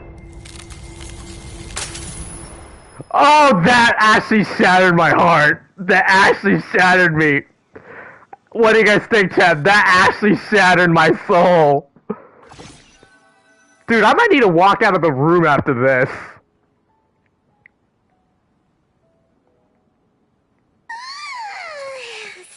Yeah, Penny, my reactions exactly. Oh my god. Oh, Paimon woke up a little earlier than you, so Paimon will fill you in. The villagers said that they saw us sleeping near the village yesterday. They couldn't wake us up no matter how hard they tried, so they decided to just bring us back here. Oh, Wow. just now, it looked like he was injured. Yeah. He didn't say anything, though. Just made sure that you were alright and left. Kinda seemed like he had a lot on his mind, but That's Dane for ya. And yeah, we don't absolutely remember everything. Lumine was exactly right on how we literally forgot everything because that entire space is completely destabilized. And yeah, it's all gone. He never changes, does he? Let's think for a second. We were in that memory, and we saw that guy you called Caribert. He was the missing villager that we've been trying to find, right? And after that, Paimon doesn't remember what happened. Caribert and I talked for a while, yeah. Really? What a score! I guess our commission is complete then. The missing villager, the person who only existed in people's memories, was Caribert all along. But now that he's gone, I'm not sure how to explain things to the villagers. Well, what happened after that? After that... And yep, we can't remember anymore. Maybe I'm just tired. I feel like something else happened, but why can't I remember? I'm not sure why, but it almost feels like I lost something. Ah, there you are. Sleep well? Bayron? You sure seem happy. Did something good happen? Something good? Huh. Wasn't anything good or bad, I'd say. It's just that, well, the village organized another search party yesterday. It didn't feel right to leave all the searching to the adventurers. So there we were, searching away, when suddenly this one guy said it all came back to him. According to him, one day around dusk, he was passing by this one tree outside the village, and he saw our missing villager. There he was, sleeping under that tree all by himself. His parents came a little later to wake him up, and they all left together. It looked like quite a happy family, apparently. And after that, well, we all started to feel like that really is what happened. Kind of strange that we forgot all about it for so long. So that's how Caribert said his goodbyes. That was the last memory he gave them. We also remembered his name, Caribert. Now, that's not a name you hear every day. Would have been helpful if we remembered it sooner. That is a unique name. Well, yeah. I hope he's happy wherever he is. And we're all relieved now that we know what happened. But regarding Caribert, everyone, we all know his actual reason why he passed. And that still hurts me. Everyone Wow. thinks Caribert left the village. That's probably for the best. At least they have some sort of explanation now. Caribert is gone. The Luma fate is not complete. Paimon wonders how Atos is doing. Maybe we should go check on her. Oh, if yeah. she hasn't remembered like everyone else, we can tell her what happened. Paimon didn't see her in the village just now, so she's probably at the tree. Come on, let's go talk to her. Alright. Time for us to go look for her. I think we're almost at the end of the story, everyone.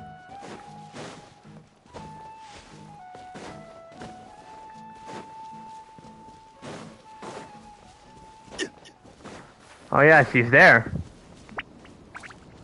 But she doesn't look too good. Atosa? Oh no. Is she starting to like pay her respects or something? Hey Atosa, how's it going? Oh, she doesn't look happy. Oh, it's you two. I was just about to go looking for you. I wanted to thank you. I was part of the search party, so I remember what happened to Caribert now. Honestly, I just can't believe I forgot something so important. I'm sure he wouldn't want you to forget him. It's funny, but I have this feeling he told me the same thing. I just can't seem to remember when. I guess it doesn't really matter anyway. Life is made up of a series of memories. As long as I hold on to our time together, he'll always be a part of my life. I'm just happy I got to meet him. So, who cares what happens in the future, right? No. We even hesitated there too. Okay, I'll admit. I'm just putting on a brave face. I was dumped, wasn't I? Otherwise, why would he just leave like that without saying goodbye? I'm sure he had his reasons. You don't need to comfort me. I'll be okay. It's just like Caribert said.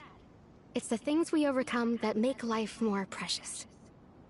And you know, if he has a heart, maybe he'll come back and see me one day. Anyway, thanks for all your hard work, you two. I promised I'd help Granny Jahiet with something, so I should head back. Goodbye. Well, Bye. that should be it, right? Everyone's lives can go back to normal now.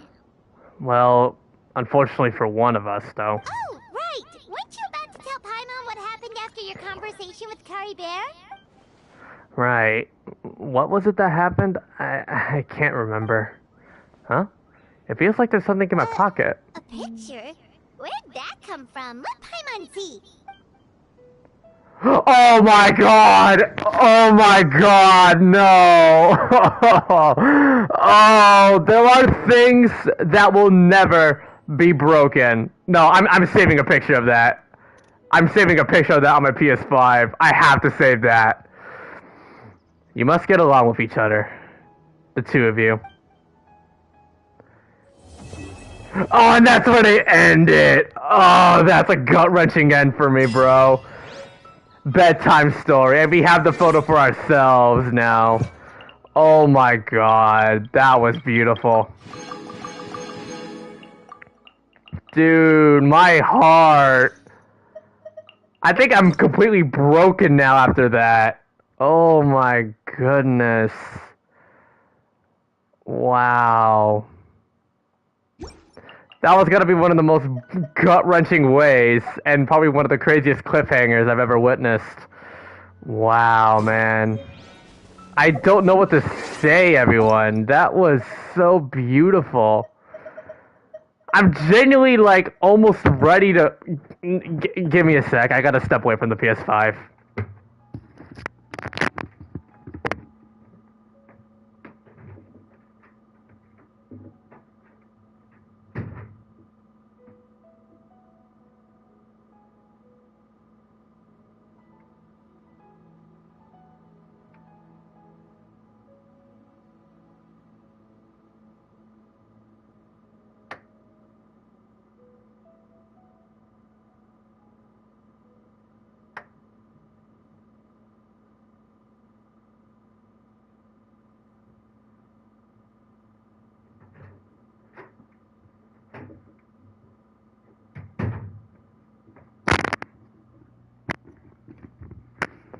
Alright, you guys, I'm back.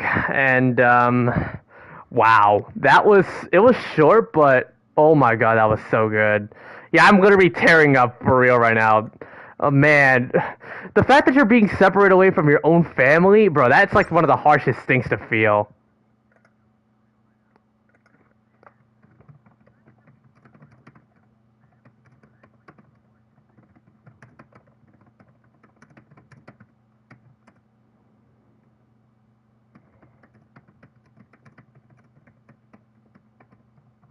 Just wow. Yeah, I really want them to like be together in their journey. I don't want them to like oops, sorry. If they automatically reunite only for one of them to get killed off, bro, I'm gonna be completely crestfallen after that. Oh yeah, a free wish. Oh man. Well, I don't know what to do next, you guys. That was one of the main reasons why I wanted to do the story quest, so I'm gonna go ahead and maybe add a couple of things. Alright.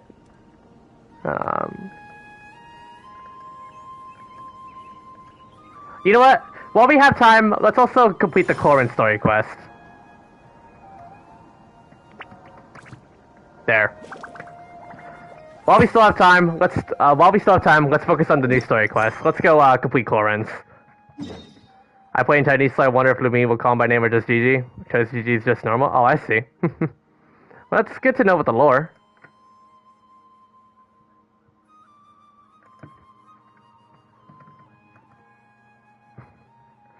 Alright, well, alright, here we go. Time to begin the story. Alright, let's roll. And yeah, by the way, guys, if you guys do enjoy the content like what you see, feel free to leave a like and subscribe to the channel. That will be appreciated. We're on the road to 900 subscribers, and I appreciate every single one of you guys sticking around to these series of videos. It definitely means a lot, and I appreciate all your support, everyone. Huh? friend over there? Yep.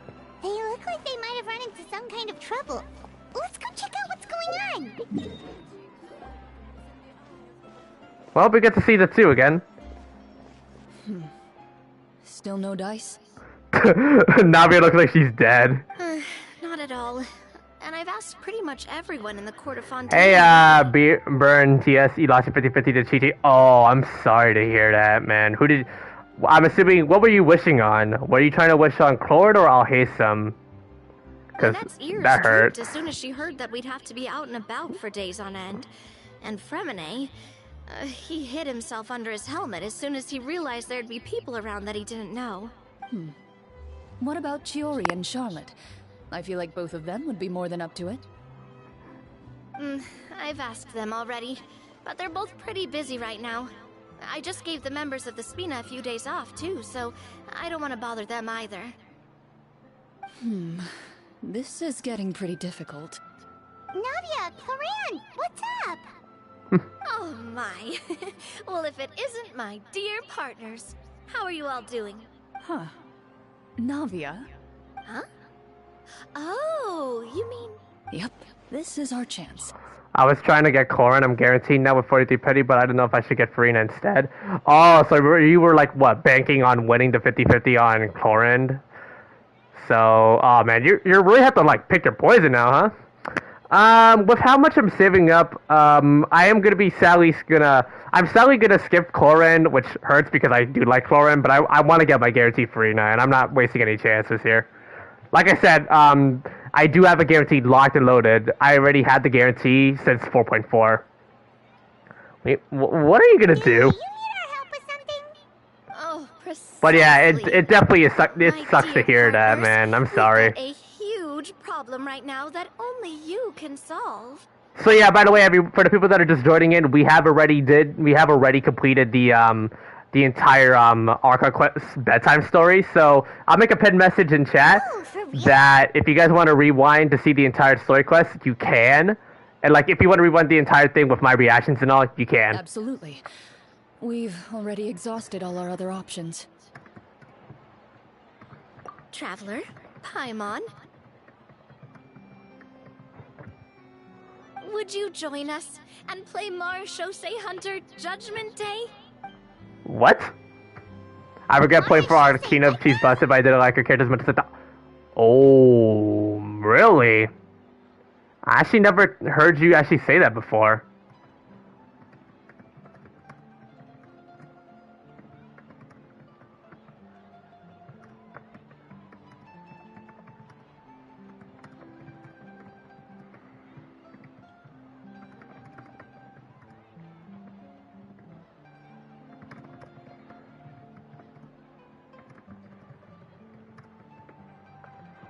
Alright.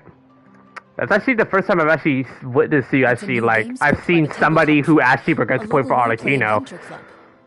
Normally, most people from most friends of mine would say that they don't regret Arlecchino. Like, cause she's really, like, ridiculously good as a character.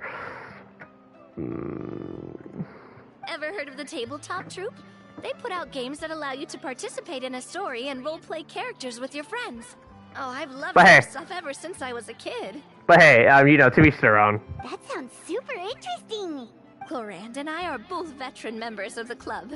Recently, someone came up with a new script and was looking for people to help playtest it for them. And when they asked, of course I couldn't refuse.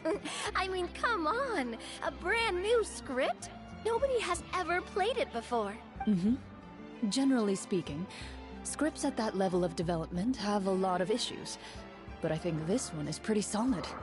The author obviously put a lot of work into the story, and the world building is also before I have to go write an exam for 40 minutes. Well, wish you the best of luck in your exam, Natsu. Whoa. I know I was the one that handed you the script, but some of us haven't read it yet. No spoilers, please. Anyway. Thanks, Navia, for reminding, yes. We're missing one final player right now. You're right, that is a big problem. So, you're saying you'll help us out? I knew I could count on you, partner. Paimon and the Traveler are kind of a package deal. Is that okay? That's not a problem. I'll adjust the pace based on the actual number of players, and ensure that everyone has a good time.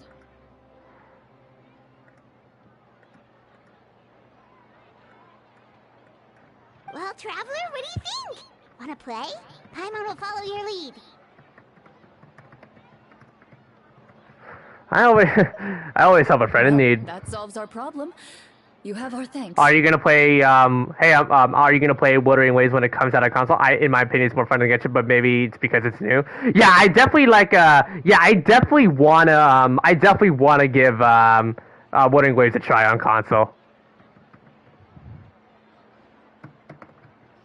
I definitely want to stream the game on my channel too. So I'm really hoping for So yeah, BR and D. I'll just call you BR. I really do want to give the game a shot. The script manager. I mean, the game is constantly going to keep improving, and knowing Kuro Games, they're definitely going to constantly improve the quality of Wuthering Waves. The club introduced a completely new kind of gameplay for the script. In this iteration, the Game Master's version of the script is incomplete. The script manager provides the next part of the script only after players have completed the current list of objectives. On top of that, in order to increase player immersion, the club has created some of the story's sets and scenes in real life. We'll only know where we should go once the script manager reveals the starting location. Wow, you're right! Whoever wrote this script really did put in a lot of work. I'm definitely gonna leave this stream here. Once it's live, once it's done, once I end the stream, I'm definitely gonna make this as the featured video or the featured video for my channel. Video/stream, technically. I look forward to experiencing it with you all. Why don't you go meet up with the others first? They should all be waiting at Chiyoria Boutique. I'll come over with the script manager as soon as I find them. Sounds good. Remember to always watch where you're going. And don't rush. Alright, see you later. You gotta go to school now. Alright, alright, take care, Natsu, and yeah, good job and good luck on your exam. You say that like I'm 6 years old or something. Let me think. What kind of character should I play this time? I just hope you'll pick up some useful skills this time. Oh, and stop trying to persuade every animal you come across. I understand it because the cat was there. Rap Area Chapter Act 1. Silent Night. Oh, okay, I can't say that. I feel like there might be copyright to that, so no. Alright, time to meet up with the others at Chiyoria Boutique. I see Lynette. Lynette. I see both Linny and Furina. That's good to see. Sorry to keep you waiting. Oh, Linny's participating as well. You're back. Huh? And you've got the Traveler and Paimon with you too. What a pleasant surprise. I assume you'll be joining us for the game then? Yes. Linny, Furina! Paimon didn't know you were playing too. Are you so many characters? Yeah. It's a Fontaine party here. I'm more of a casual member if anything. I haven't taken part in many formal club activities. Lynette Fremine and I play something similar at the Hotel Bouffe Tété sometimes, but I'm usually the GM. Still, I'm sure it'll be fun being a player for the first time. I'm looking forward to it. Well, I'm not a member of the club at all. Clorinde simply woke me up first thing this morning, said there was a good script worth experiencing, and asked if I wanted in. If you're interested, I can give you a referral. That should give you a 40% discount on membership fees. I think I'll wait to see how this experience plays out first, especially when it comes to the quality of the script. If it's sufficiently fun, then I'll join. Do you participate in a lot of tabletop troupe activities, Clorinde? You could say that. She's actually one of the few senior game masters of the troupe. Ah, right. I knew about that even when she was still my subordinate. It's nothing. Really, just a small hobby of mine. Is it now, Clorinde? Wow. I'm so used to seeing you be all upstanding and intimidating as the champion duelist. It's kind of hard to imagine you role-playing with a bunch of friends. Surely you jest. I would never intentionally make things difficult for my players. I maintain a clear boundary between my professional and personal lives. The me you see at court represents the law and order of Fontaine. I put all personal feelings to the side, and grant a fair duel to all who seek to defend their honor. But in my personal life, I'm just an ordinary person. Someone who feels anger and sadness, just like everyone else. Well, you say that, but for all the time I've known you, I don't think I've ever seen you cry. I've seen you get angry, sure, but now I'm wondering whether you were actually mad or if it just looked that way from the outside. I was probably in work mode during those times. Like Dungeons and Dragons, but on steroids. It's funny that's how people think of that. Is that so? Well, in any case, I just feel like even in your personal life, you don't get emotional very often. So you want to see me cry? Oh, that God. Might be a little difficult. A show of anger, though, that might be something I could accomplish. No, that's not what I meant. Okay.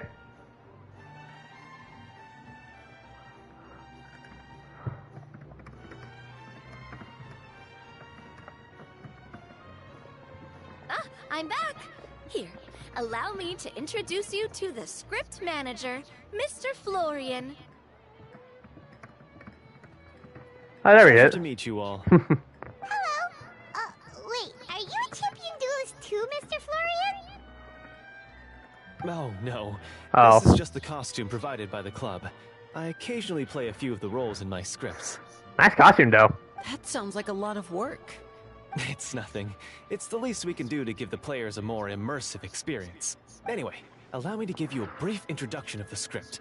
This script was adapted from the real history of the Marashose Hunters. You all will play the role of hunters from a bygone era and resolve a series of events unfolding in the capital. Paimon's not super familiar with the history of the Marashose Hunters. Is that a problem? Oh, no problem at all. I can give you a brief rundown. So, basically, Marashose hunters were people who dedicated themselves to hunting monsters and protecting the city by using a special swordsmanship technique passed down over generations.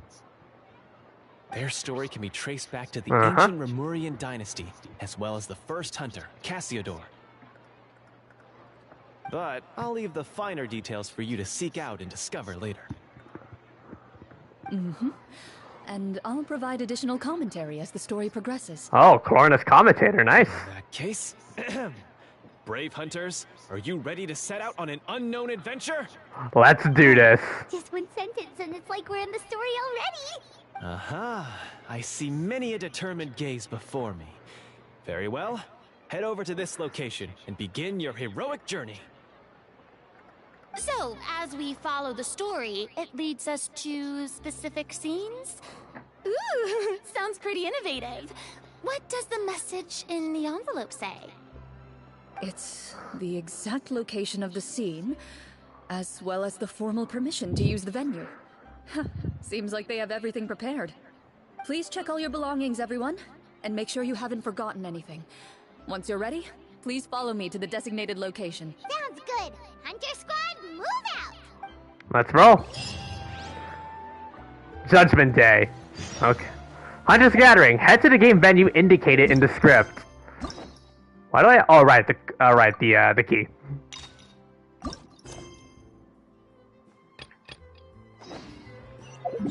So, oh, we're over all the way over here. Oh God. Okay. I should probably collect some crystal flies now that I'm here. Give me a sec. Got one. Well, we gotta head to the game venue, which is all the way over there. Good God. That's pretty far. Gotta make sure the quality still remains at 1080p. Permanently at 1080p. Can't go through there.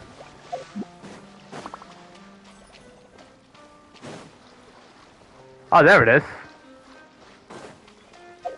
Do I still have the compass?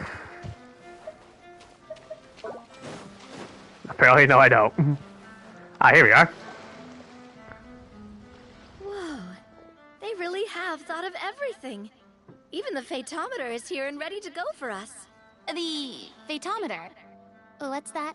It's a card that's used to determine action success or failure.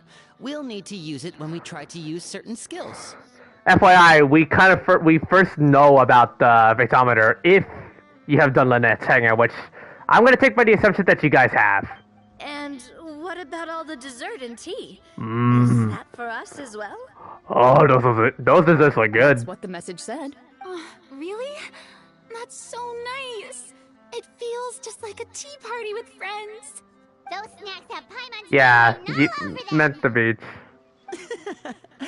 I think you might be more of a snack hunter than a Marachose hunter, Paimon. Well, Liddy isn't wrong. Snack hunter Paimon reported for duty. If there are delicious snacks to be found, Paimon will track down every last one. The desserts are great. But I'm still looking forward to the story more than anything. Okay. Very fair. Then, let us begin. First, please pick up the blank character cards in front of you, and write down your name and profession. You can find an abbreviated version of the rules printed on the back of your character card. If you have any questions, feel free to ask me. In this story, everyone is a Marachose hunter. To reflect this, the club has prepared a small badge for everyone. Okay. Ooh, nice. Oh, there. That badge looks nice. I agree. Hunters, you have proficiency in swordsmanship and fighting by default, so there's no need to allocate any additional skill points to those areas. Swordsmanship? So there's a fighting part to all of this? Paimon's not sure she can do all that on her own. Maybe Paimon can just stick with you? Be good. We get a lot of that. Why don't you share a character card then? The Traveler will be the Marachose hunter, and you can be his little floating assistant. Huh. Kinda like in real life. So, for the name, do I fill it out with the name of my character? Yep. It can be any name you like. You can use your real name too if you want. I do that whenever I get too lazy to think of a new name. Real. Oh, so it would be like experiencing a different life, but still as yourself. That's not a bad idea. In that case, I think I'll continue to use the name Linny then. Next up is the skill sheet. You have a limited amount of skill points that you can use to learn a number of skills. The more points you invest in a particular skill, the easier it will be to pass associated checks. I'll take persuasion and investigation. Those are must-haves when it comes to missions like these. So, Navia's going more on the interrogation route. Those skills sound like they'd be useful Yeah, for intelligence. Good idea, Navia. Yeah, I agree, Penny. Yeah, Farida definitely has a lot of experience here, yeah. So, should we also take those skills then? It's based on preference, Farina. Not You can choose. necessarily. Since we're working together as a team, we could Yeah. leave the negotiations to Navia and use our skill points to pick up other useful skills. Yeah, that's what Lightning mentioned, For yeah. example, I think I'll take stealth and sleight of hand. That will give us more options if we run into any situations we can't negotiate our way out of. So Linny's going the stealth route, okay. Oh, interesting. I wasn't thinking about it like that. I suppose it's not so different from an acting troupe. Everyone has their own role to play. Let me see. I'll take arts and performance. I'm not quite sure what use they'll be, but I'm not as knowledgeable about the other skills. And I'm not too confident I'd be able to roleplay them well. Well, that leaves us. What do you want to learn, Traveler? Cooking, medicine, insight. Oh, something that'll help you get a read on other people's thoughts. Sounds useful. Cooking. Gotta say, this suits you really well. Nothing boosts morale like good food. So what do you think? Are you sure you want to learn these two skills? Oh, you can actually think more of this. What do you want to learn? Oh, okay. What about medicine? So you want to help people when they're injured. That's nice of you. So that's the support role. Oh, something that'll help you. So what do you think?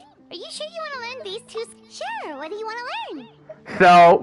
So there's a total of hold on, 1, 2. So 1, 2, and yeah, there's a total of 3 combinations you can go here, based on the story quest. So you guys can choose which ones you want between either cooking plus insight, medicine plus insight, or cooking and medicine. So I do like insight. Oh, something that'll help you get a read on other people's thoughts. Sounds useful.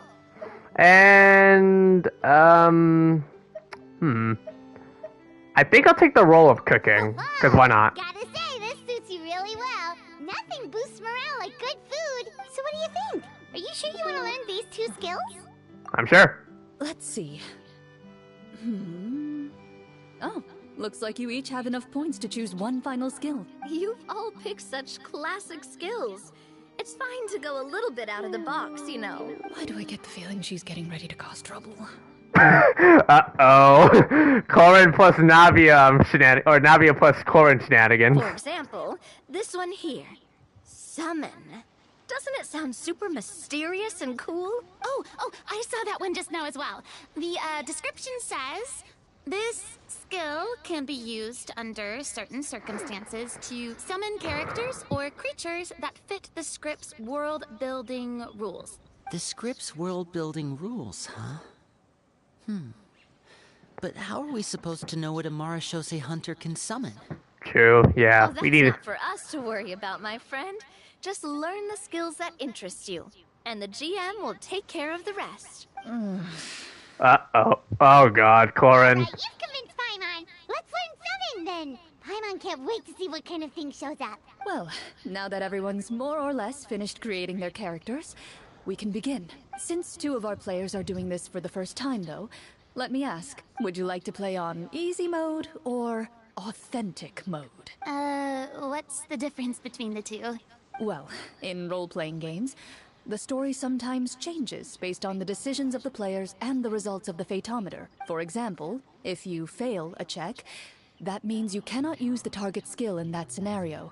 A critical failure may even result in further negative consequences. If you choose to play in authentic mode, every time you elect to use a skill, you'll need to use the Fatometer to see whether you succeed or fail, and face any consequences that may follow. If you choose easy mode instead, and you won't have to worry about luck playing a factor. The random checks triggered by the Fatometer often serve as indicators for Destiny's course, or the success or failure of an action. Press to draw a card and get a random number between 1 to 20. If the number displayed is greater than or equal to the check difficulty, you will pass. Otherwise, you will fail. The random checks triggered by the Fatometer often serve, yeah. Players while playing in the scene can sometimes affect the results of these checks. Your current check bonuses will be added to your randomly drawn number, making it easier to pass checks. In easy mode, all checks are considered successful by default. Given that I'd like to focus on the story, I suppose I should pick easy mode. I'd feel bad if I brought the team down by failing my checks. Huh? Oh, come on. Don't worry about that. RNG is the lifeblood of role-playing games. I'm going with authentic mode for sure. Never knowing what you might have to overcome. Ugh, doesn't that sound exciting? I'd rather be mentally prepared for what might happen. All right, then I'll mark down Farina for easy mode. All her checks will be successful by default. As usual, Navia and Linny will play on authentic mode. What about you, dear partner? How would you like to play? Oh, I get to choose, huh? So, authentic is similar to, like, now, if I recall correctly, authentic is very similar to... Now, I have experience with this because I have completed all of Lynette's Hangouts, so I kind of know how the Fatometer works. You know what, just for the sake of the story and just for having a lot more fun into it, I'm going to follow the route of Farina and I'll pick easy mode. Are you sure? Oh, you can actually think about this. Take your nice. time. There's no rush. Authentic mode. Sure? Take your time. There's no rush. Alright. Are you sure?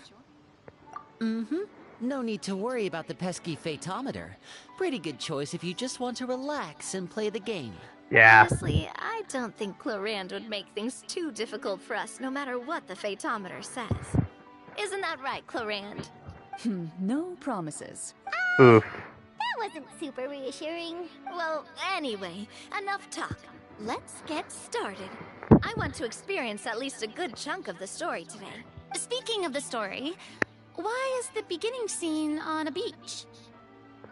Yeah, Petty, it looks like your question's probably going to be answered here. Well, that's because a long time ago, Ooh. back when human civilization was still in its infancy, powerful demons and evil sorcerers ruled over the land. They created a host of monsters and sent them to slaughter all humans in existence. I like the artwork for Clorinde here for this. It's more of like a game board, you know, cartoon feel for it. I like that. Soon, a group of human rebels banded together. With their swords raised, they swore to brave the darkness, and in doing so, subdue each and every monster that sought their destruction. They became known as the Marechaussee Hunters. So I'm assuming the hat and the attire is part of the group. Oh, here we go.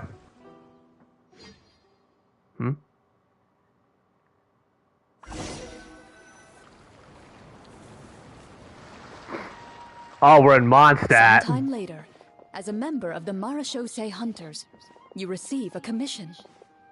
Following the address provided on the message, you take a boat and arrive at this strange city. As you inhale, you can taste the slightly salty air of the docks as you begin to survey your surroundings. There aren't many people in the vicinity, but you do take note of a few others who, like you, seem to be sizing up this place. Your eyes meet, and you realize these people are fellow Marechaussee Hunters, likely led to this location after receiving the same commission as you. You're all Marechaussee Hunters too, right? Allow me to introduce myself. The name's Navia, monster hunter by trade and helpful neighborhood businesswoman on the side. Navia's Marechaussee Hunter art looks pretty cool. What say you to traveling together? We can help each other out on the road. Okay, count me in. Oh, Lenny with the hood, with the cloak. Nice. My name is Linny. I've been wandering since I was little and picked up a few less than legal tricks along the way. I was adopted by a Marechaussee Lenny with the Hunter. I wonder what Percy's thinking about, like, Lenny with this artwork. Imagine Lenny without the hat but wearing a coat. That's nice. Is this where you introduce your character to everyone? It sounds like they've done this dozens of times. My name is Farina, and, I grew up in a noble family. I always had a strong interest in performance and the arts. Even though I'm a Marechaussee Hunter, what I really want is to be a performing artiste. Hey, that's really cool. You can do it, Farina. That's exactly how it's done. Again, regarding the artwork for Farina, I do like the small guitar. I forget what instrument is that, but that artwork for Farina in the Marechaussee Hunter is pretty good. Paimon, a good friend and companion to this Marechaussee Hunter right here. Aw, the purple one looks I've been cute. studying the culinary arts since I was a child. I hope my delicious food can help boost people's spirits. That being said, I do wonder if there's like other like artworks regarding the combinations you pick. So I'm gonna have to like see like other I'm gonna have to like definitely see some videos on like the artwork specifically for each of the triple combinations you could think of. That's wonderful. I'll be looking forward to your cooking during our adventures together. So we got Chef Traveler. Well, if we're all here for the same commission, why don't we take some time to confirm what we need to do? You This is open Dr. your One, too. envelopes at the same time. The message reads, "To the honorable and trustworthy Marechaussee Hunters, our kingdom is currently facing a grave crisis. Only those two? Okay. The lands outside the capital have been overtaken by monsters, and our people are being led crud. astray by forces of wickedness. We beseech you, please help us resolve this crisis and return peace and stability to our home." Huh. The layout of this city looks super familiar. It kind of reminds Paimon of Mondstadt. That's because it is. Ryder must have used a real-world city as a reference when coming up with the map. As experienced hunters, the layout of the city reminds you of places once traveled. You recall Give me a the sec. sight of tree-lined streets and the gentle tranquility of days gone by. Yet, as you regard the city in front of you, it appears to be little more than an empty shell. Its hollow gates are open to you, beckoning you to come forth and bring salvation back to the town. I carefully read every line of the letter and turn my attention to the signatures at the bottom. Who issued this commission to us? You see a long string of unfamiliar names. it would seem that many of the residents of the city issued this commission together. They sensed that things were not right within the kingdom, and sent a distress signal to the outside world. In that case, why don't we take a walk around the city and see if we can learn anything from the local residents? Oh, good idea. We might be able to get some leads on the monsters and bad guys we're after.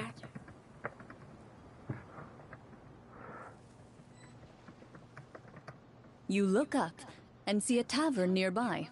It appears to be open for the day. Why don't we go check out that tavern? If the novels I've read are anything to go by, taverns are usually full of information.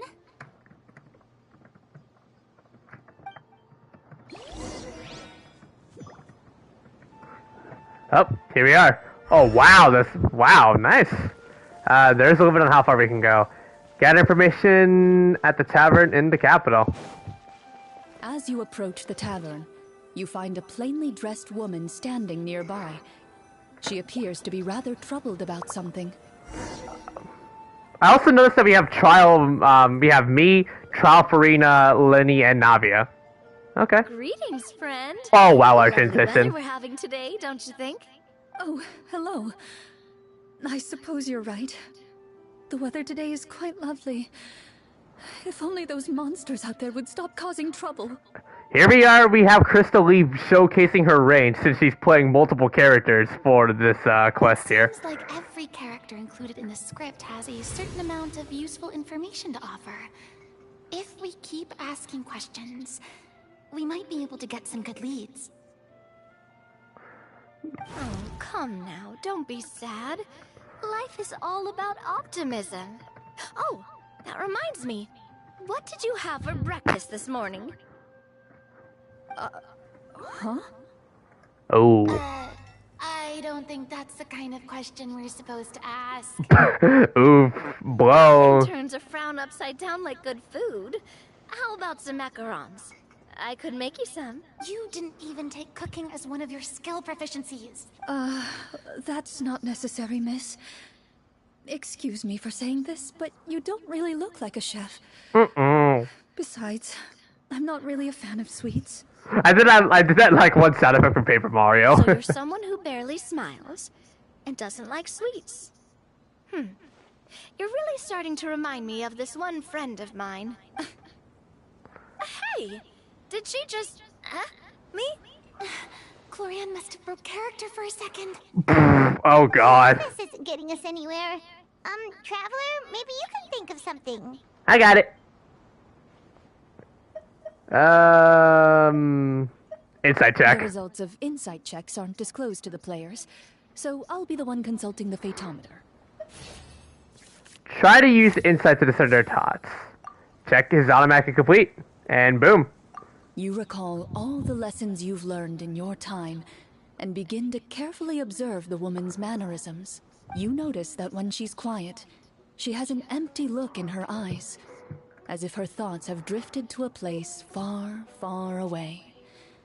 And when she speaks, she often subconsciously reaches out to touch the ring on her left hand. Did something happen to your husband? So you noticed. That's a little embarrassing. Oh. A horde of monsters suddenly appeared near the capital recently, so all the guards were dispatched to fight them. Do you remember when those monsters appeared? I'm not completely sure. All I know is that my husband was dispatched to fight them 3 days ago. Do you know where he was sent? It all happened so fast. When we said our goodbyes, he couldn't even tell me where they were sending him. You have our thanks, friend. We'll find and defeat those monsters as soon as possible. We sincerely hope your husband will be able to return to your side soon.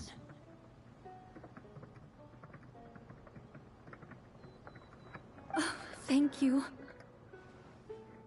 Don't worry. We'll find him.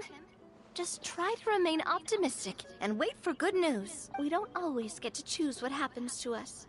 But we do get to choose the little things, like what we eat and how we respond to the things life throws our way. I hope that one day, you too will recognize the power of something as small and inconsequential as a delicious dessert. I'll do my best. You bid farewell to the woman, and continue your journey further into the city. Alright. Oh, door reservation activated. Let's do this.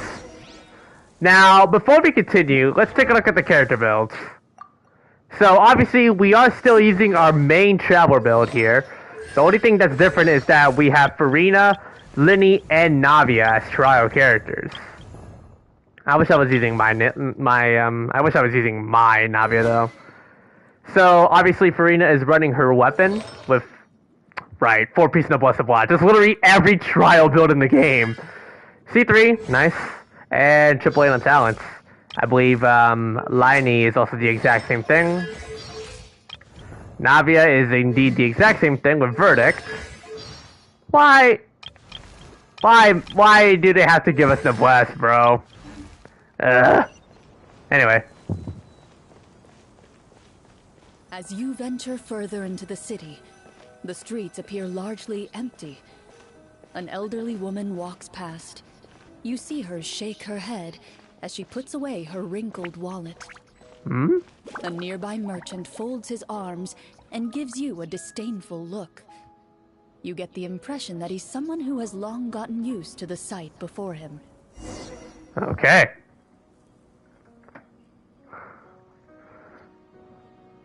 Oh. Although he doesn't seem very friendly, merchants are usually a good source of information, right? They are. Pardon me, sir. I'd like to ask a question if I may. That depends. How much are you willing to pay? How about this much? What do you take me for? Some lowly beggar? You can't even buy half an onion with that amount. Surely an onion can't be that expensive, right? What do you know? War is nearly upon us. Everything costs several times what it did before. If you're not gonna buy anything, then scram. I am vividly reminded how well Crystal Lee is doing her, her range for, playing these characters. Oh, what a nasty guy. Maybe we shouldn't even bother talking to him. But he still might have information we need. Traveler, can you think of something? Can you persuade him, Navia? We came to this city to solve the very problem you seem to be referring to. The war you mentioned, would it happen to be against the monsters outside the city? I gotta again watch more of the videos to see all the different outcomes. I picked Navia's side. To be well informed and know a thing or two about what's going on, we'd appreciate it if you could share that information with us. After all, the sooner this problem gets resolved, the easier it will be for you to do your business.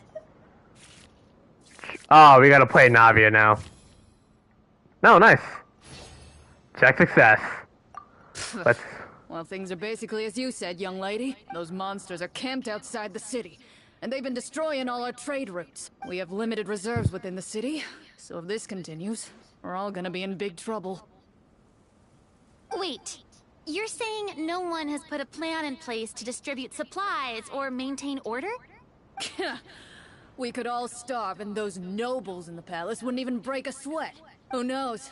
Maybe they've been in cahoots with the monsters all along. That is concerning. All right. That's all the information you need, right? Off with you now. I've still got business to do. You know, if you smiled a little more, you'd definitely get more business. And I bet that would make your life just a little bit sweeter. I'm not saying it's guaranteed to work. It's just a tip. Okay. Time to continue exploring. Should we try to go somewhere with more people? Oh, how about the city square? Follow me. Gather information at the central square of the capital. Oh, the fountain's not there. Realize the city's central square. You see a man with a slightly anxious look on his face, pacing back and forth, his head hanging low. Okay. He doesn't seem to notice your approach. Still immersed in his own thoughts, he shakes his head and lets out a long sigh. This guy seems promising enough. Maybe I can get some information out of him. Hello, sir. Is there anything I can do to help you? Anxious man. Wait, you're... I'm... Oh, dear goodness! You're a Marashose hunter! You recognize us? Ah, are you one of the people who wrote the commission letter? Yes, yes! Oh, I didn't expect you to actually come! Oh, what great news! The city is saved! What happened here? Alas, we once lived comfortable, carefree lives. This city used to be free of monsters. The first Marashose hunter, Casiodor, the Golden Hunter, he was the one who drove them back.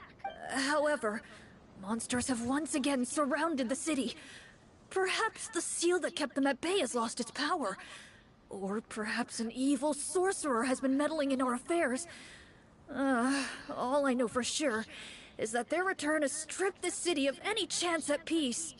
Are there not enough soldiers to drive them out? It's not a question of numbers. The guards simply have no idea how to deal with them. Oh boy. Most people my age have never even seen one of the monsters, much less been trained to fight against them. What's worse, many of us don't even know the history of the Marashose hunters anymore. When I was a child, though, my grandfather would tell me stories about how the Marashose hunters drove back the monsters. So, on the off chance that something might come of it, I decided to reach out to you. To be perfectly honest, I was starting to think all those stories were just tall tales. But now that I've seen you in person, I finally know that it was true! Well, you can rest easy, friend. The righteous and formidable Marashose hunters are on the case. The man is touched by your determination and resolve. His eyes begin to well with tears of relief. Still, if we are going to hunt the monsters, we need to know where to find them. Can you give us any leads? All I know is that the area outside the city is dangerous. I'm afraid I can't point you toward a specific location. Oh, although, if you leave the capital through the main gate and follow the road, you should run into a group of guards. They might know more about where to find the monsters. I see. We'll go look for them then. All right. Be careful. Oh, and one last thing. The monsters outside the city are just part of the problem. There are evil sorcerers inside the city as well, so be on your guard. They're actively working with the monsters, and have corrupted the court ministers with malicious magic. Oh boy. They're the reason why, even inside the city, everything has been a giant mess. Even one of our kindest ministers has turned into a boorish and unreasonable figure, interested in nothing but enacting laws that exploit the people. Who knows how much longer we'll be able to go on like this. Talk about being stuck between a rock and a hard place. Yep. I feel bad for him. Maybe we should try to cheer him up? I could cook something, or Farina could sing him a song. Let's get Farina. Now? Is this really the right time? I appreciate your kindness, but for now, it's more important to focus on the crisis at hand. Fair. Brave hunters, I leave the future of this kingdom to you. Let's roll. If I understood correctly, there are currently 2 problems in the kingdom that need solving, right? Exactly. We need to defeat the monsters outside the city and take down the evil sorcerer stirring up trouble from within. But which problem should we tackle first? They're probably gonna ask us to choose it. Seems like a good moment for a break. Take some time and discuss what you want to do. Let me know when you've made your decision. All right. I really didn't expect the people in the city to keep us at arm's length like that. I totally thought the hunters would be treated like heroes. Well, Clorinde said the script took cues from the real history of Fontaine, right? Maybe the real-life Marashose hunters were also treated like that. I probably wouldn't expect it to be this caliber, I too. wouldn't say it's a perfect representation of history, but there are definitely some similarities. Would you like to hear more about it? Sure. As long as it doesn't spoil anything in the script. You brought up bits and pieces of the hunter's history before, but it was all in passing. Paimon wants to know too. The hunters were super powerful, right? Were they all from a special line of supernatural beings or something? Kind of like The yokai in Inazuma? No. All Marashose hunters were ordinary mortal fighters. The only thing that set them apart were the special sword techniques passed down over the centuries. Huh? So you mean anyone could become a Marashose hunter? If you had the skills for it, probably, yeah. In theory, yes. All you would need to do is survive the rigorous training and master the swordsmanship techniques required to fight the monsters. Still, most people dropped out at the early stages, and others called it quits the minute they saw a monster in person. To become a hunter, you must be strong in both body and mind. What kind of monsters did the hunters fight exactly? Oh, and the evil sorcerer the script mentions. Did they exist in real life too? The land of Fontaine once played host to an ancient dynasty known as Remuria. Oh, After yep. the dynasty fell, monsters began to appear, intent on obstructing humans from establishing a new social order. One of the ancient sorcerers of Remuria used his power to assemble a formidable army of golems. He sought to use that force to establish himself as king. Now wait a second. Don't tell me that guy was the inspiration for the evil sorcerer in the script. We still haven't found any in-game information on him yet. So, why don't you talk about someone else for now? Well, I wasn't planning on going into anything you might be able to find out in the game. But if you want me to talk about something else, then... how about Casiodor, the Golden Hunter? Or Egeria, the ex-Hydro Archon? Yeah, just had to say the second one. Wait, but those people are all from a super long time ago. Where did you learn all this, Clorinde? From my master. Huh, by master? You mean Miss Petronia? Is someone you know? Absolutely. Miss Petronia and my father were good friends. Back in the day, she would often bring Clorinde over to play, but then... That does explain the close friendship that Navi and Clorinde had until... Oh yeah, right. Let's not get off The topic. duel, huh? Anyway, back to what I was saying. Responding to Egeria's call, a number of warriors followed Casiodor into battle against the monsters. This group of warriors, under Casiodor's leadership, became known as the Marashose Hunters. Yet, as Fontaine entered an era of peace, their work gradually became obsolete. The Marashose Phantom, originally an association made up of hunters, eventually came to be predominantly comprised of Melusines. I see. That explains why most of the people in the script have forgotten the hunters or think of them as nothing more than a legend. Is that really a bad thing, though? It can get tough always being the one shouldering everyone's expectations. Depends on who you ask, I suppose. If the name of the organization no longer commands respect, investigative work is bound to suffer. Speaking of investigations, which problem should we tackle first? Monsters or evil sorcerer?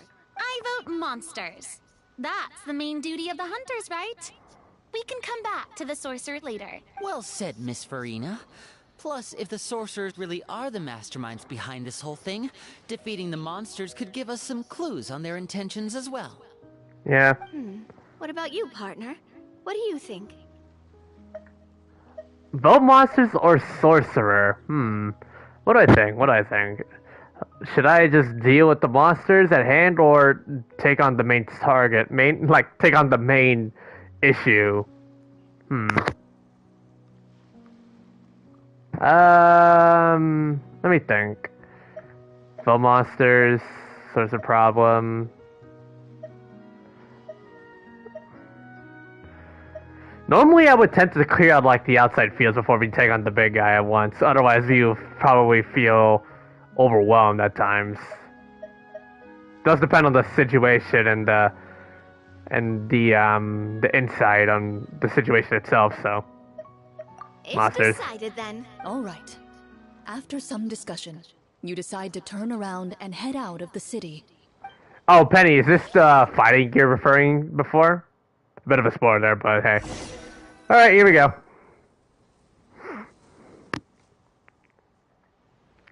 Oh, this place is different. Like that guy said. You there, outsiders, halt! Who's there? An armored man approaches you. He has a tall, muscular build and a determined expression in his eyes. Just one look, and you can tell he's fought in his fair share of battles. Although he's trying his best to conceal his current state, his uneven gait and the sweat dripping down his forehead make it obvious that he's been wounded and is in serious pain. I'm the captain of the guard. I saw you sneaking around the city earlier, so I'll only ask this once. State your purpose, or it's off to the dungeons for the lot of you. Oh. Wow, it's been a while since someone's been this suspicious of us. I said talk, not whisper between yourselves. Have you ever heard of the Marchese Hunters? Marchese Hunters? Ha! That fairy tale, you mean? What, you expect me to believe you're one of them? I'd like to do an inside check to tell what he's thinking. While everyone is talking, you begin to carefully observe the captain's mannerisms. Every so often, you see him glance toward a particular direction, with a pained expression on his face, as if an invisible thread is tying him to an unknown place. As you follow his gaze, you vaguely recall that the location he seems fixated on is known for its difficult terrain. Any battle that breaks out in a place like that is likely to be prolonged and devastating. Is that where the monsters are? Outside the forest in the area with the difficult terrain? The captain is taken aback by your sudden question. Still, his shock only lends credence to your theory. You're looking to fight the monsters? Well, we're Marchese Hunters after all. You could say that's basically our job. He shakes his head and continues to regard you with skepticism. In the end, he decides to inform you of the locations where the monsters have appeared. Right. Those monsters aren't easy to deal with. But if you insist on going, I won't stop you either. I just hope all the guards will be able to come back to their families alive. I wish you the best of luck. Thanks. And they will come back to their families alive. Head to the depths of the forest. Oh, we're gonna activate a battle here, huh? The captain said the monster should be right up ahead. Let's go. Hopefully we're not too late. As you approach the battlefield, you see numerous people lying by the side of the road. Oh. They appear to be dressed like guards. Their faces are filled with desperation and terror. Some are screaming and cursing in vain, as if still trying to banish the monstrosities they saw from their minds.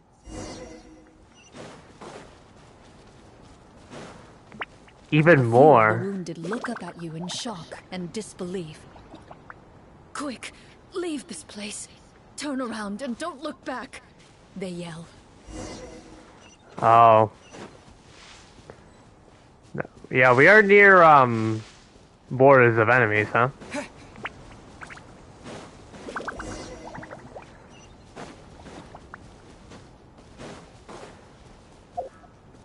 I can't look at the map, I don't think. Even if I did. Oh, look at the wreckage here. This is the place he mentioned, right? You see broken iron swords scattered all around you, and downed trees riddled with terrifying claw marks. This place has seen better days. All the signs point to one thing. A truly devastating battle just took place here. Be on your guard, everyone. The monsters might still be around. Before you can finish your sentence, you hear rustling sounds from the surrounding bushes. The monsters have emerged. Oh, and it had to be Rift Town. Without fear. Ah, balls. In their bloodthirsty eyes, you're just another meal for them to devour. A little help here! This thing wants to eat Paimon! Your battle round begins. Now. Now! Oh, I gotta draw a card? Mother fudging. Okay. Alright, draw correctly. Alright, go, go, go! Let the world collide! A proper send-up! The next battle round begins now.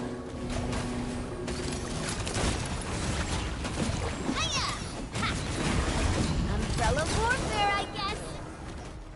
the monsters let out a terrifying roar of anger and resentment before dissipating into thin air. I like how he just basically landed and just his body parts bounced and then just popped out. That was pretty funny. Ugh, thank goodness it's over.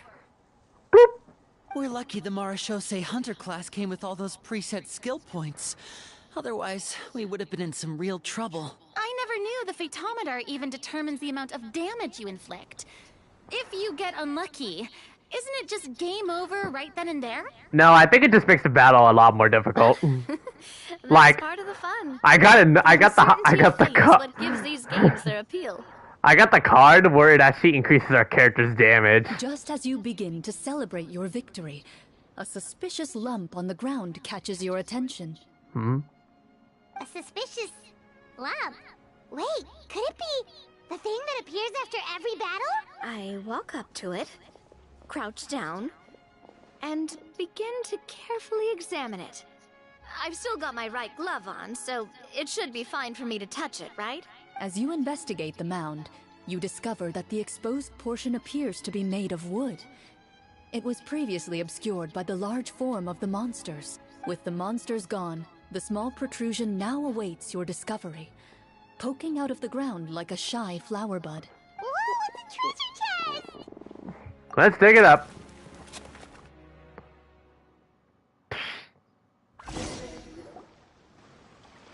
With everyone's help, you successfully excavate the wooden chest from the ground, even without opening it. You can tell from the mora and jewels scattered around the chest that it must contain quite the fortune. Makes sense. We worked hard for this. Let's open it and we can share what's inside. I can understand your excitement, Paimon, but think about it. Doesn't it seem like there are people out there who need this treasure more than us? Yeah. Think about all the people suffering in the capital. Or all those guards who got hurt fighting the monsters. Wouldn't it be better if we gave the treasure to them? Wait, is that how it works? Paimon thought since we were the ones to dig it up, we could just take it for ourselves. Not everything is finders keepers, you know. Let's put it this way. Any decision you make during a role-playing game can impact the future course of the story. But would the people really believe us? It's hard enough for us to prove we're Marashose hunters. What if they think we procured the treasure illegally? They might get even more suspicious of us. That's definitely something we should consider. Maybe we can come up with an explanation in advance. Well, if donating it could cause that much trouble, why don't we use it to buy some gear and fill up on good food? Then we'll be ready to fight even more bad guys. Looks like you're facing a difficult choice once again. Well, it's getting late. Why don't we call it a day for now? Wow! Where did the time go? Time flies.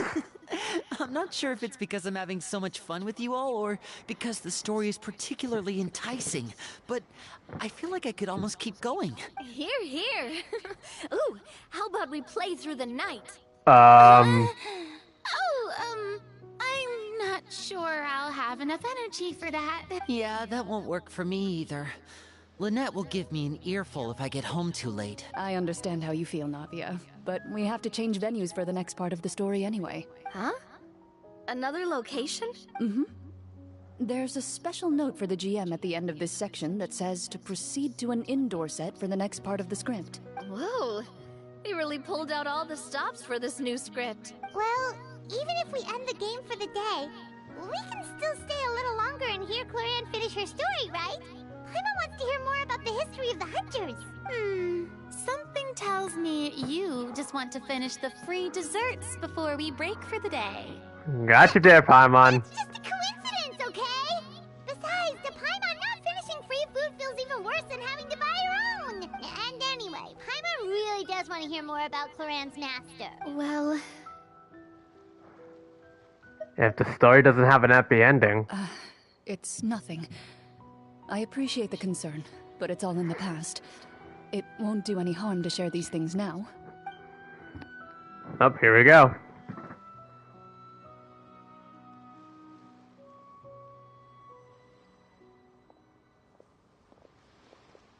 My earliest memories are of living with Master. According to her, she saved me from certain people of ill repute. My birth parents had left me behind some time before that. What a heavy beginning for a life story. Master was a fascinating individual. If inexperienced in the ways of raising children, my first ever toy was a short sword. Although I suppose it wasn't so much a toy as something Master removed from her waist and handed to a noisy child in need of distraction. Oh wait, so she handed an actual sword to a child? Isn't that dangerous? Did you hurt yourself? Of course I did. I cut my palm and bled quite a lot. But Master was not concerned. She just stood there and casually lectured me about it. See, that's what you get for not holding the sword properly, she told me. She then crouched down next to me and said, "Give me your hand. I'll teach you to bandage this wound. After that, it's time to learn how to truly hold a blade." It's just like, it sounds really weird on how the parents would not, like automatically help their, their children if something like this happens. But if this is a way to like really get some exposure to the life of a swordmaster, then as screwed up as it sounds, it definitely can be useful. I'll quote this from Bowser from the Super Mario Bros. Movie. Pain is and possibly can be the best teacher. Excuse me for asking this, Clorinde, but how old were you exactly when all this happened? Probably around, 3, give or take. Ow! 3? Isn't that when most kids are still struggling to hold a fork? Bro, you probably would be you'd be close to death if you took a wound out with an actual sword on that age. Good lord. Master was rather inexperienced in the ways of raising children. Okay. She believed trial and error was the Dude, best way to teach you a child die at that point. Like, I imagine the heart attacks your family would have, like your parents would feel when you're this close to when you suffer a wound like that and you're this close on dying. I'm not so sure this is a question of experience. Dude, I don't even know what to say. At the time. And anyway, children don't get to choose how they're raised. Oh, she did bring me back a pet from Liyue once. It was a Geovishap hatchling. What? A Geovishap hatchling? For a pet? That seems even more dangerous. Okay, Clorinde, what is with your childhood? Good lord. This. Make sure to get along, you two. If you really can't agree on something, just settle it with a fight. Whoever loses is the real pet. And how old were you when this happened? 5. Okay, Clorinde, I don't know what to say. Did she win? No, I lost. Ouch. So you're saying you actually became the Geovishap's pet? Yes, but only for a week. By the end of that week, I defeated it in combat, and we've shared a cordial relationship ever since. That really doesn't sound like the kind of childhood someone should have. Clorinde's childhood is very unique. Later on, I gradually understood that Master most likely didn't know any other way to raise a child. She was a marechaussee hunter, but I never heard her bring up her own parents. Thanks to her, I learned how to navigate the forest by the age of 6, and could hunt monsters in the wild by myself the year after that. Like mother, like daughter, like mother, like daughter. Even though the training she subjected me to was strict, she always made sure to take me traveling when she had the time. We met many of her friends during those days. That was also how I met Mr. Callis and his family. I still remember the first time we met. You were too scared to join our picnic and hid behind Ms. Petronia the whole time. Shyness. I still hadn't really met many children my age at that time, so I didn't know how to interact with others. After that, though, you started coming over a lot. You loved challenging people to shooting competitions, remember? I don't think many members of the Spina ever beat you in one of those. I had a lot of fun during those days. I enjoyed them too. Oh, do you remember that one time we went exploring around the Spina together? We overheard Papa call your master Fontaine's Protector of Justice. We tried to pretend like we never heard anything, but you nearly let it slip that one time. Protector of Justice? Oh, wait, you mean that vigilante hero from 20 years ago? The one who is always active at night? Yep, that would be her. She often would put on a black cloak and go out at night. Cool. I never knew where she went or what she was doing. Until, like Navia said, we overheard the truth from Mr. Callis that night. 20 years ago, huh? I still remember the guards leaving all kinds of witness reports about her on Nervalette's desk. Mm-hmm. My apologies. Oh, there's no need to apologize. You had nothing to do with it. And anyway, everything she did was for a good cause. Although, calling herself the Protector of Order was a bit much. Especially when she deliberately operated outside the law. Huh?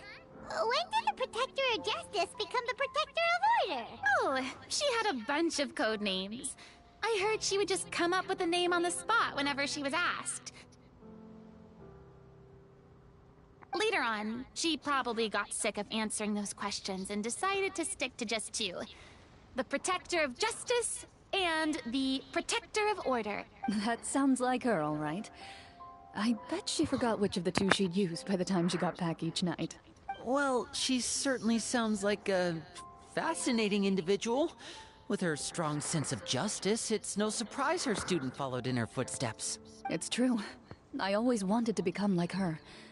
Someone powerful, independent, and with a strong sense of conviction. But what? Oh. She suddenly disappeared the night I turned 10 years old. Oh. Also, Navi and Clorinde are like the late 20s. Well, they've already mentioned that she disappeared. No, about her, she disappeared the moment she turned 10. Disappeared? What happened? So, during their young age, I have no yeah. idea. She didn't even leave a note. I was So, Penny, your assumption was a little bit off. That night, Little I was bit. celebrating my birthday at Navia's house. But Master never came to pick me up. When I returned home on my own, it was to an empty house. When she still didn't appear after a few days, I went to Mr. Callis's house to ask about her whereabouts. But he only shook his head. Papa probably didn't know either. I know he sent a few people to investigate the matter in secret, but they never found any credible leads. So this was during when Clorinde was 10 years old. Don't worry, I understand. To be perfectly honest, given Master's personality and way of doing things, it all made a lot of sense. If I had to guess, I'd say she probably used it as an opportunity to force me to become independent. Just like how, when a litter of kittens reaches a certain age, the mother willingly leaves them behind. Were you upset, Clorinde? I was at first, but not anymore. I don't believe Master would suddenly disappear for no reason. There must have been something she just had to do. Well, despite everything, you still managed to follow in her footsteps and become the greatest champion duelist in all of Fontaine. You're practically a living symbol of law and justice. I suspect my position would be far too by the books for her. Master always did whatever she pleased. But you're right. I suppose I do take after her in some ways. Yeah. Who knew Clorinde had such an interesting past? I never had the chance to ask her about it before. I mean, Farina, 500 years do come and go, right? I wonder if Clorinde's master were the champion duelist back then. Would that duel against Mr. Callis have gone differently?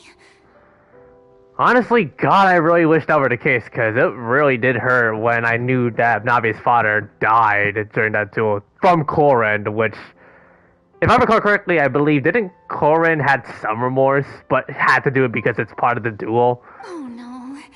Judging by the atmosphere, Clorinde and Navia are probably thinking something similar. The mood just got super awkward all of a sudden. Well, anyway. Would you look at the time? It's getting dark, so we should probably call it a day for real this time. If we keep talking like this, we really will be here all night.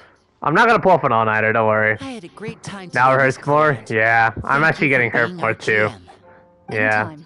The script was good, but I've got to say, your childhood stories were even better. Hey, You should tell us more about that fight against the Geo-Bishop sometime.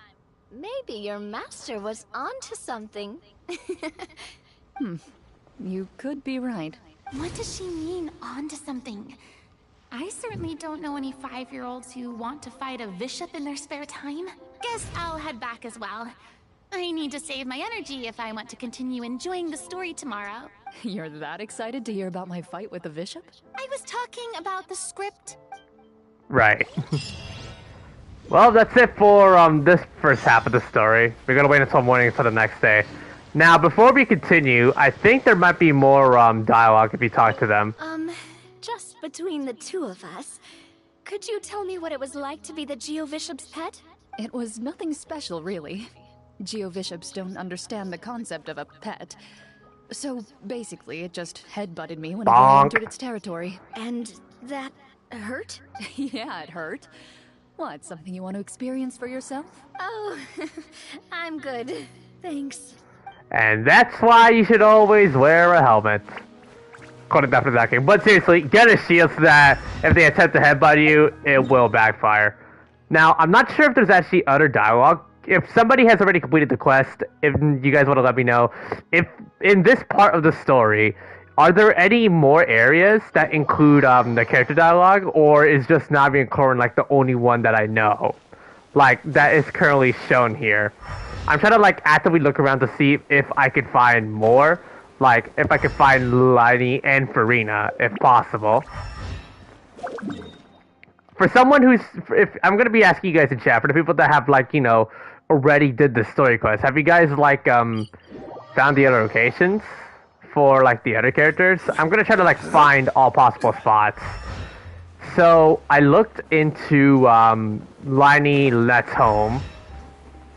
Let me try going back to Farina's house and see if she's there. Alright, she's not there unfortunately, so my guess is there's nothing. I'll go yeah.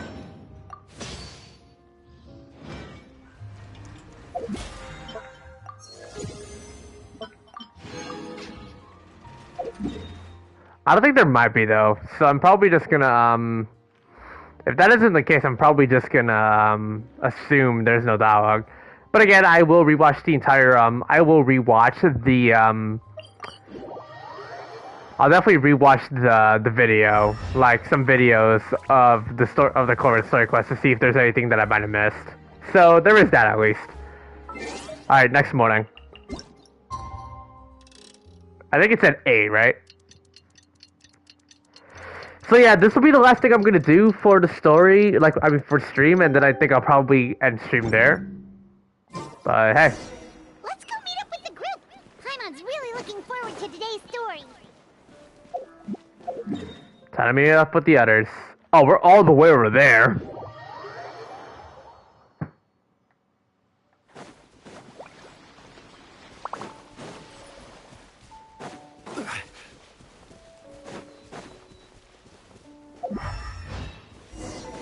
Oh, we're going in here. Enter.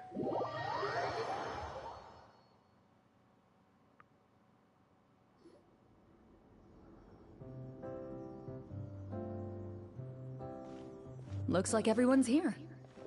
Now, before we begin, why don't we finish where we left off yesterday? There was an important decision to be made, yes? I'll pour everyone a cup of tea. Is that really the most important part, though, Clorinde? Paimon's more concerned about our current surroundings. Heavy walls, cold railings, dim lights. This is obviously supposed to be a prison. I admire the work put into the set. Still, it's obvious the scriptwriter has never paid a visit to the fortress of Meripede. Right. So the set is going to be a part of the script? Unfortunately, that is something I can neither confirm nor deny. Anyone think Clorinde's smile is starting to look kinda scary?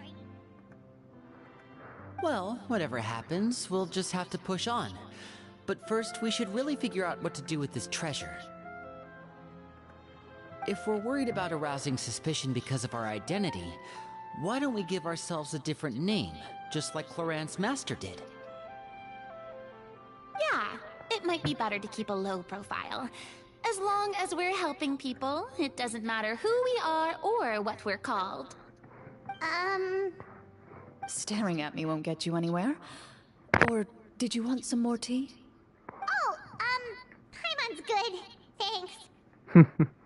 Smug smile with the traveler. Why aren't you saying anything, Navia? Wait, what's that next to you? Oh, this is the short sword Clorinde mentioned last night. I found it. Huh.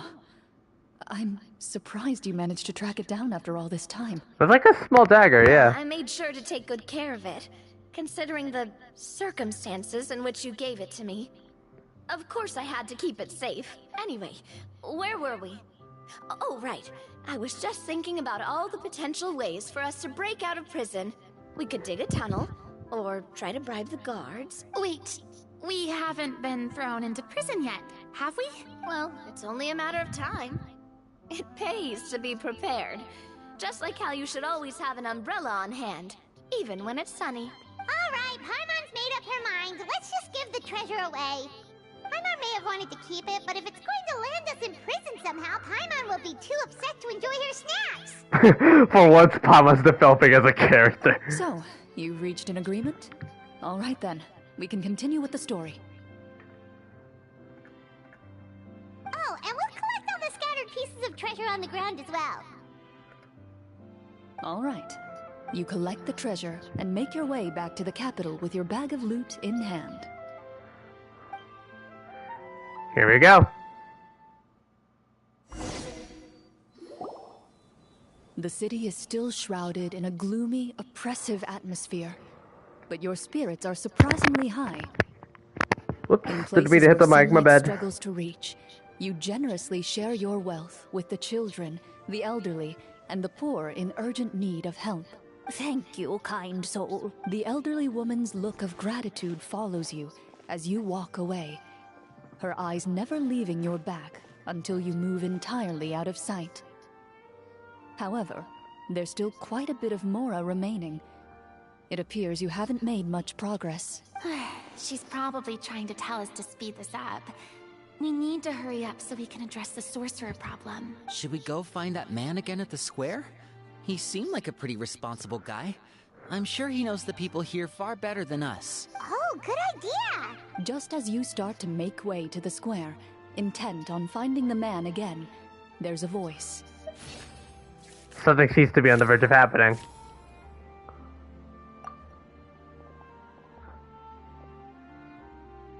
Please wait, distinguished guests.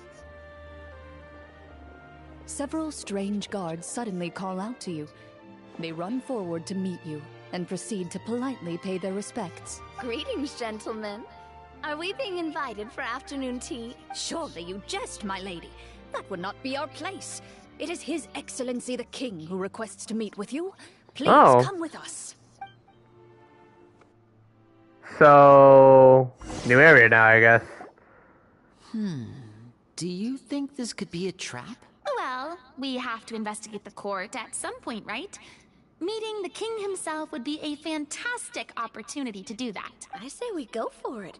If something happens, we'll just turn the whole place upside down. That sounds a little intense.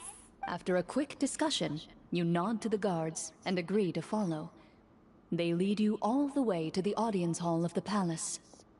Gilded tables line both sides of the hall. The space itself is adorned with all manner of expensive antiques, glass shelves, and silver candlesticks. The items appear quite ordinary in size and dimension, yet their presence somehow makes the emptiness of the hall feel even more surreal and ominous. Wow, it's so luxurious! The elderly king, clad in a magnificent robe, sits upon the deep crimson throne before you. He wears above his head a majestic crown, with a gemstone the size of a bird's egg set right at the very front. As you observe it, you see a complex pattern of light reflect off its surface. They're here, Your Majesty. A man dressed in dark clothes, likely a minister, shields his mouth with his hands, and bends down to whisper a few words to the king. After a moment, he lowers his hands and stands back up. His gait... The king does not appear entirely aware of his surroundings. The man by his side, though. We should keep a close eye on him. The king remains still and says nothing. The minister I accidentally pressed that. My bad. Esteemed guests, allow me to thank you for coming to our faraway kingdom. Unfortunately, His Majesty the King finds himself quite exhausted from work. So please allow me, his Prime Minister, to welcome you in his stead. I've heard tell that your group, the Marechaussee Hunters, used your exceptional ability with the sword to repel the monsters near the capital. Such a great deed deserves to be rewarded. However, seeing that I was not fortunate enough to observe such a feat with my own eyes, oh forgive no, me for seeking to verify the truth by speaking to you myself. Well, we've got nothing to hide. You brought us here to talk, right? So we'll just explain what happened.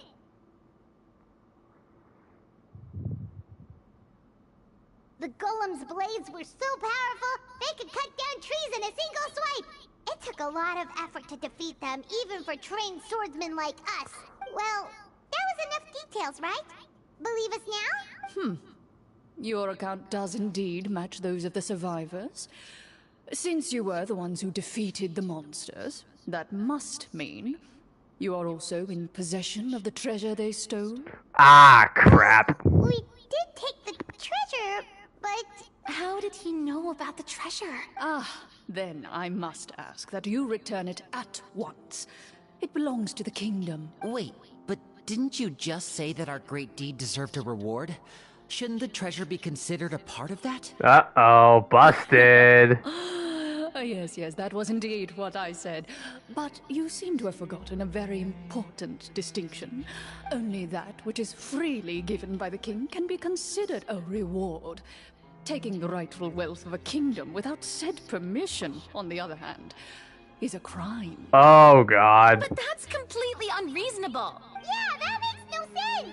If it weren't for us, the treasure would still be buried underground somewhere. Maybe so, yet the fact remains.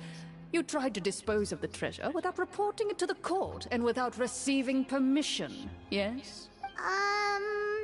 What, no answer? Surely you're not insinuating that you, a group of legendary Marechaussee hunters, sought to take the treasure for yourselves? Well, what about the king?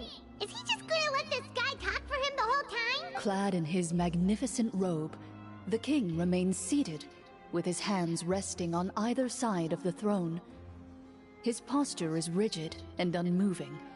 He stares forward with an empty look in his eyes, completely unmoved by the events before him. From the look of things, could the Prime Minister... Dude apparently just doesn't even give a damn, huh? Or could both the King and the Prime Minister have fallen under the evil sorcerer's control? I would like to observe the number of guards stationed Give me in a the sec. hall.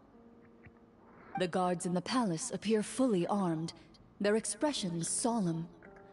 Sensing the tense atmosphere in the room, they stand at the ready, each with a hand placed upon the hilt of their sword, as if prepared to draw their weapons and surround you at a moment's notice. Oh boy. There goes my plan to turn the whole place upside down, I guess. It appears we've been visited by nothing more than a group of ill-intentioned imposters. What a pity. Guards, take them away and throw them in the dungeons. Hence why the set piece here takes place in the dungeon. Before I decide your fate, however, I must first determine whether you have any accomplices outside the court. Can't we try to slip away? Or maybe start some kind of riot? But if we try to fight the guards right now... Don't worry. At least we figured out who's behind all this. Let's just play it by ear. If you're scared, Paimon, just hold my hand. You can have my hand too, Paimon. Thanks, you guys. Alright. You allow yourself to be led away by guards surrounding you on both sides. It's only when you begin to feel drops of water falling from the dungeon ceiling and smell the stench of death and decay all around you that you finally realize you've stepped into a completely different world. Stay here, and don't try anything funny. The guards lock the cell door and leave without looking back. They won't. Wait, sir! Your voice echoes through the dark hall, but the only response you receive is the sound of water dripping from the ceiling. No! What should we do now? Carve out a new path of fate with our own two hands, of course. I draw my weapon. You reach toward your waist, but find nothing there. You now recall that no, I haven't done any summons. Before the guards locked you in the cell. I did say I was completely prioritizing this stream to doing the story quests, and I did. What about that knife I hid in my boot? When did you hide it in there? When I was thinking about digging a tunnel. Rejected. You failed to inform the GM of this course of action. Moreover, the guards would have conducted a thorough search before throwing you in prison. And the keys to the cell aren't anywhere to be seen? Yeah, I'm using a new headset that I bought when I got my PS5. So, yeah. Correct. It sounds a lot more different. It's still me talking, but the sound keys are a lot more different. Well, there goes all our plans. Indeed. Huh? Why are you the one saying indeed? Because that statement holds true for me as well. This is where the script ends.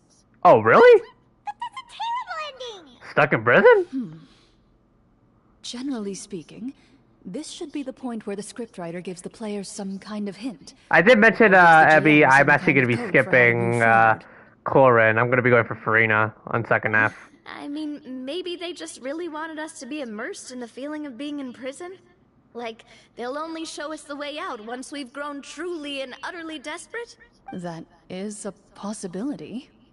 If only there were desserts and tea in real prison. Oh, wait, guess it's kind of how the Fortress of Meripede works if you're lucky. Oh, before I forget. Yeah, Farina's in second half, yeah. The short sword you had with you earlier. I took a closer look, and the craftsmanship doesn't appear to resemble anything from this era. If I remember correctly, that style was last in vogue several hundred years ago. Wait, Clorinde said that sword used to belong to her master, right? Does that mean her master has been alive that long? Could be. I doubt it. The way she went about things often made her seem childish more than anything. I'd say the sword was most likely an heirloom passed down over time. Hang on. A precious heirloom passed down to you by your master. And you gave it to me just like that? You weren't worried I might lose it? After I get my guarantee Farina, I'm gonna also try to wish for Seasoning. And a good amount of junk she probably just didn't want to take with her. I gave you the sword back then because I didn't want our friendship to end. Oh. When did this happen exactly? Oh, I think I already know why. I think I know the part why Clorinde didn't want her friendship with Navi to end. We're gonna again, everyone. Remember, if you remember the events regarding the 4.0 and 4.0 Archon quests. Yeah. Between Mr. Right. Yeah.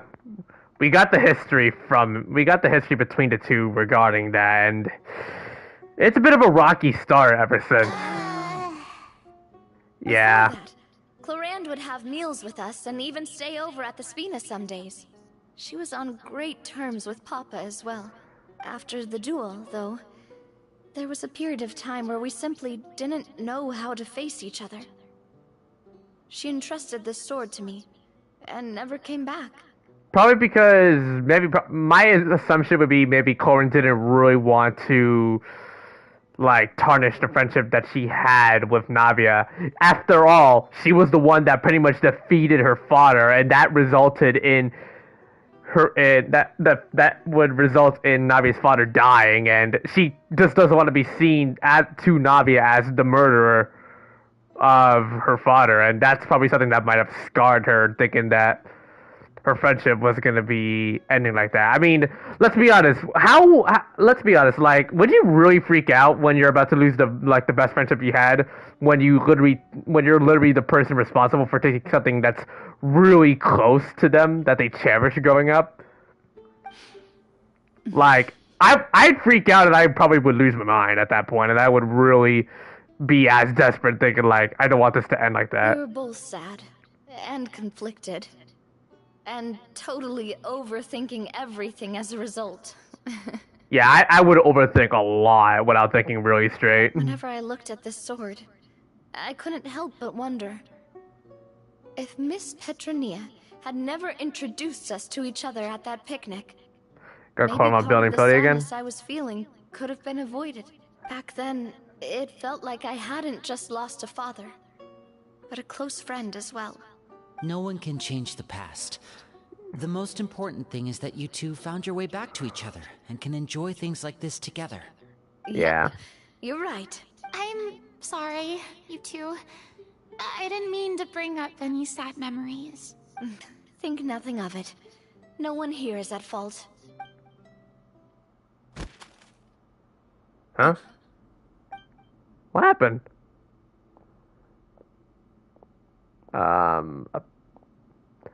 You got mail. I'm sorry.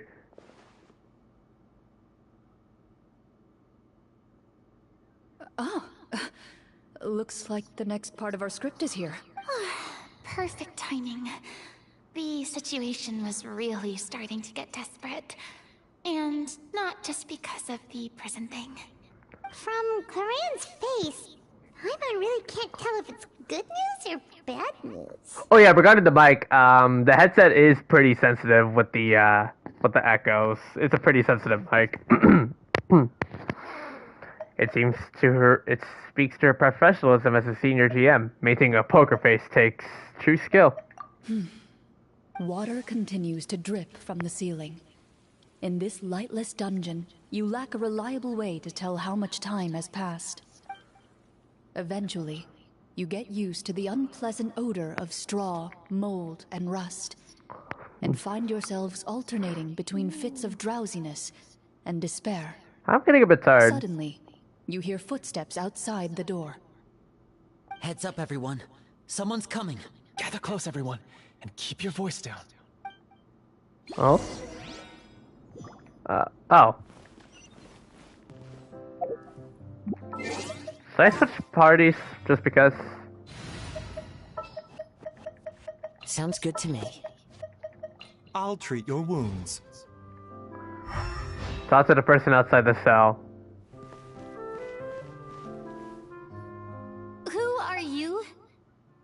I work as a guard in these dungeons, but my true identity is the same as your own. I'm also a marechaussee hunter. Ooh, nice. We got another. I've already sent away the other guards, but if we make too much noise... I understand, but how can we be sure we can trust you? The king has issued a formal decree. In light of the irrefutable proof of your crime, you're to be executed before tomorrow's sunrise. If you want to escape... Oh, that's quite long? Alright, thanks for the reminder, Penny. Executed? We barely did anything! Monsters appearing at the same location as the treasure. Could this entire thing have been a trap? There will be time for speculation once we're out of here. As for my identity, I have no way to prove that to you just yet. Infiltrating the capital was difficult, and finding a chance to speak with you has taken a lot out of me. I could go on, but I think we can all agree that now is not the time for details. Well, it doesn't look like we have any other choice. Have you seen our weapons anywhere, sir? Don't worry, I brought them with me. They're just behind the door. Still, these weapons alone won't be enough to defeat the true enemy behind the scenes. His faction is too powerful. The guards are all under his control, and he's even stationed a number of golems in various rooms throughout the palace. To defeat him, you must find a secret vault. It is said that within that vault, the marechaussee hunters of the past left behind a treasure with the power to defeat the sorcerer. You're not coming with us? No, I'll remain in the dungeons to deal with the guards. I'll try my best to distract them so they don't go after you. Good luck on that. As long as my identity is not revealed, I'll be able to aid you when the final battle comes. In that case, please stay safe. Thank you for your concern. I will do my utmost. As for the location of the vault, here, this map should lead you there. So we got the map. Treasure map. Oh, there. Got it. All right. Once I open the door, remember to stick close and refrain from making any noise. I'll lead you out of here as quickly as possible. You now have the chance to restore the honor and legacy of the Mara Shosei Hunters. So please, get out there and reclaim what's ours. And be sure to exercise caution. With the help of the guard, you successfully escaped the dungeons. Your sense of despair and anxiety both seem to fade as you continue your quest.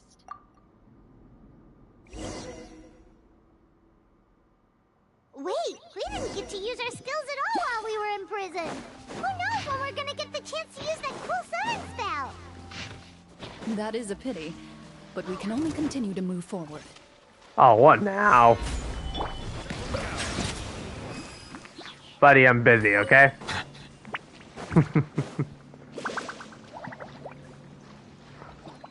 Penny, I don't think you probably have seen my account yet, haven't you, huh? You probably didn't yet. But... oh, here we are. This should be the place marked on the map. This bit of rock certainly looks suspicious. It does. I'd say an investigation's in order then. Plus, if all else fails, we can just blow it up. Kaboom! Wow, you really meant that! Yeah, I wanted to say the kaboom like something from Call of Duty Zombies. Before you lies a serene stretch of open water, its surface shimmering a brilliant shade of sapphire blue. Well, guess this means it's time for a swim! Yep. Let's swim.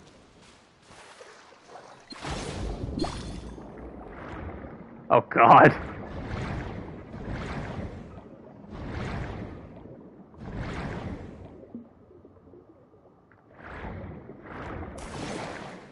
Here we are.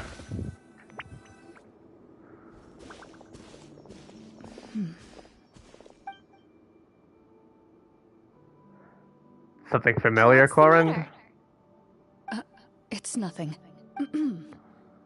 As you step into the cave, you find yourself in an eerily quiet space. Before you lies a narrow passageway that appears to trail off endlessly into the distance. Go for the run. A water puzzle. Wow, this must be where the treasure is hidden! But this door is blocking our way in. It almost looks like it's been here for quite some time. I've got to hand it to the tabletop troupe. They really went all out with the props. Huh. What have we got down here? A kind of mechanism connected to the door? Ah, it looks like we might have to arrange it into a certain pattern. A pattern on a stone door. That's something Master mentioned before. Oh, are Clorinde's memories starting to come back? Or she's reminiscing? Wrong, Clorinde? After a long, difficult journey, you finally arrive at the location indicated by your map. It appears to be an ancient site of some sort, where treasure likely awaits. Your surroundings are exceedingly quiet and serene, as if the secret that slumbers here has never once been disturbed. Maybe the person who wrote the script. Closely, you can almost was Clorinde's master? you can Who knows? hear the sound of its calm, gentle breathing. We'll see. That description makes Paimon feel kind of bad for disturbing this place. We're doing this for the sake of the people, to free them from the evil sorcerer. I say it's time for this treasure to once again see the light of day. Yep. Linny's right. We need to keep going. The future of the kingdom depends on it. The next part of the story requires us to solve the puzzle, right? Let's start exploring the area. Yes, that should be fine.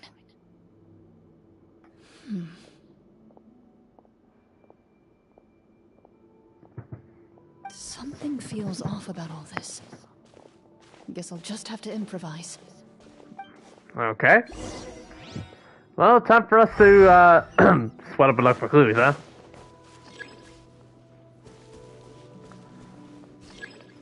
Wait for your companions to progress.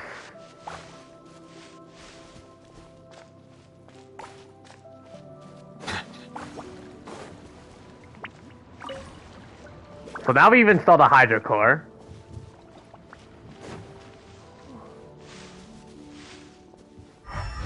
I found something. Found something here too. We got a fourth one here. There's a fifth. Freeness should probably give us the sixth one over here as well.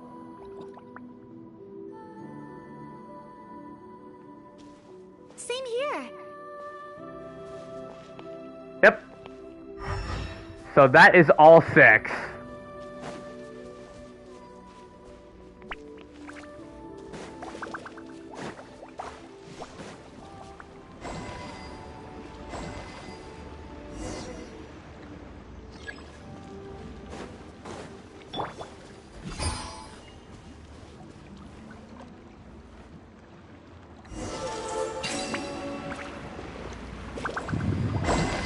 That's all 6. There we go.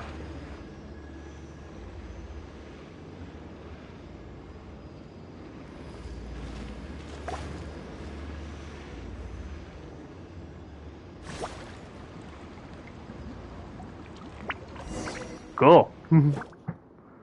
It worked. Something just appeared. Some kind of new mechanism, maybe? By solving the puzzles, you prove yourselves worthy of inheriting the secrets of the past. At the end of each puzzle, you're rewarded with... With? A key. Huh. Oh, it must be the key to the big door. Huh? This is one of the Marechaussee Hunter keys that are passed down from generation to generation. Oh? It looks just like the one Master passed down to me. It is said that 4 keys in total are required to form the final, complete key. And it seems like we just collected 3 of them. That must mean... Huh? What's wrong? You hear a few strange noises. Suddenly, all the torches in the ruin go out at once. Huh? What's going on? Did we fall into another trap? For the sake of immersion, please close your eyes, everyone. Without the torches, the space is now completely dark, and you cannot see anything. Oh, blinded by the dark. But Paimon can still see a little bit over here. Don't bring other people's immersion. Sorry. Suddenly, you hear the sound of footsteps pierce through the darkness. There's someone else here. Oh, this is so unsettling. I can't see anything. I've been discovered then. Wait, that voice, it's... You recognize the voice as belonging to the guard who led you to this place.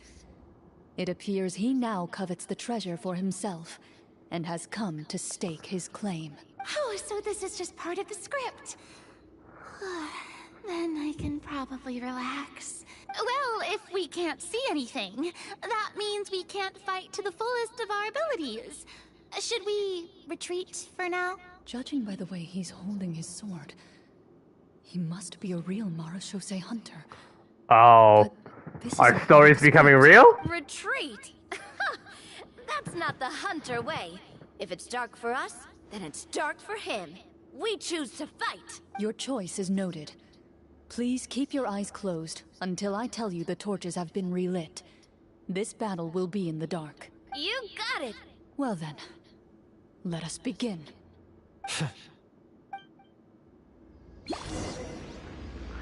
Oh god, take control of Clorinde. But before we begin, let's take a look at what she's got. Absolution, 4 pieces of bless, of course, C3, and yeah. Into the shadows. I'd like to try to hit him with my sword. Oh my god, the bullet hell. Your strike is successful. Ha! You're facing a veteran Marechaussee. Is he still standing? Goodness, he... Has a lot of Is it HP. over? Can we open our eyes now? The enemy is strong and relentless, but the battle is nearing its end. The torches have not been relit. What about now? Final strike.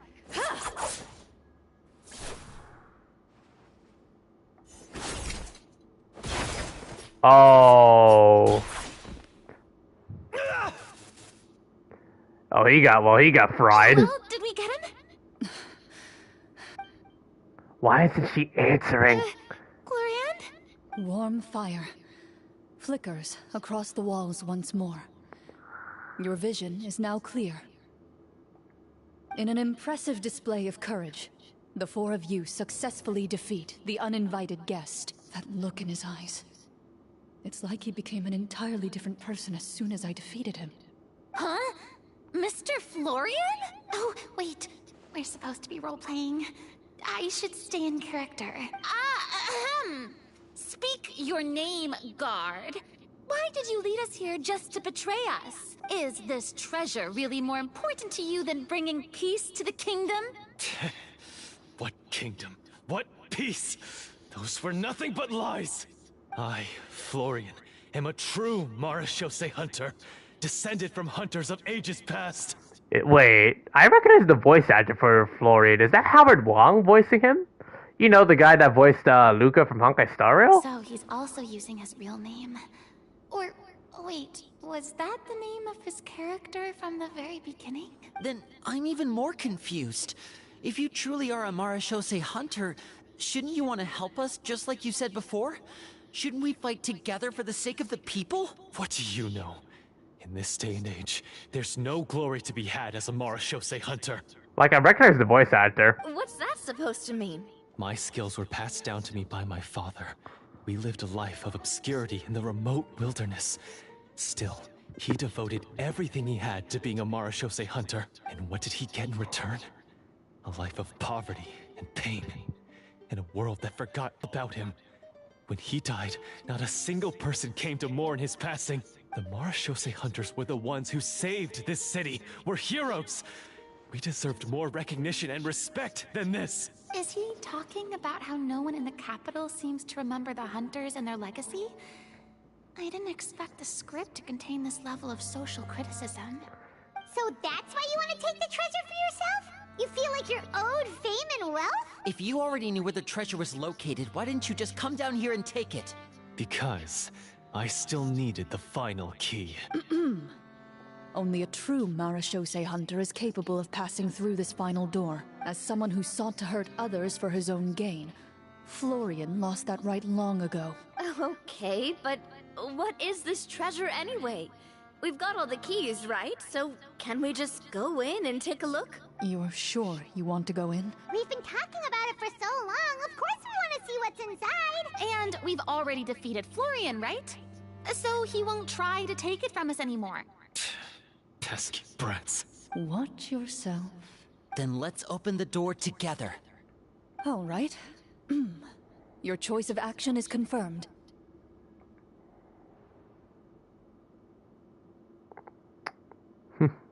Not surprised you'd say that. But when noticing, she takes out her own keys and joins it with the others to form the final required shape. Before you, the door to the treasure, sealed and undisturbed for more than 100 years, finally swings open. You hear the shrill wail of the door hinge as it rotates for the first time after years of disuse. Almost like a sleeping giant letting out an extended yawn. You get the impression that the secrets buried behind this door might be just as heavy as the sound you just heard. It's open! Come on, let's go in! Paimon wants to see what's inside! Starry Paimon eyes. Me too! Okay. Ugh, uncovering hidden treasure is the most exciting part of adventuring. What do we have here? Uh-huh. A stone tablet? And some shabby weapons? And that... You call this a treasure vault? Looks more like an abandoned warehouse! Maybe the troop ran out of budget at the end? They provided a super immersive experience at the beginning only to drop the ball at the most important part? They could have at least filled this place with cardboard Mora or something! Wait, I get it now. Paimon, this is the real Marachose Hunter treasure. Huh? This is it? The Marachose Hunter treasure is just a stone slab and some broken swords? I can't believe it. I refuse to believe it!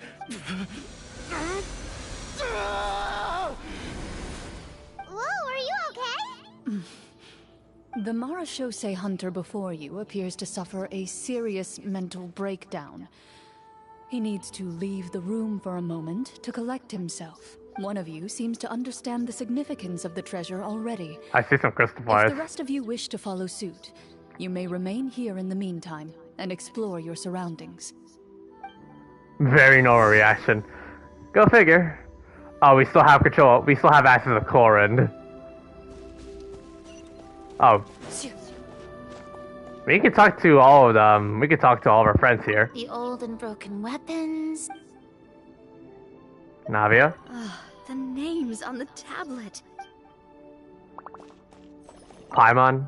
What is the treasure supposed to be? And Lenny. Walter.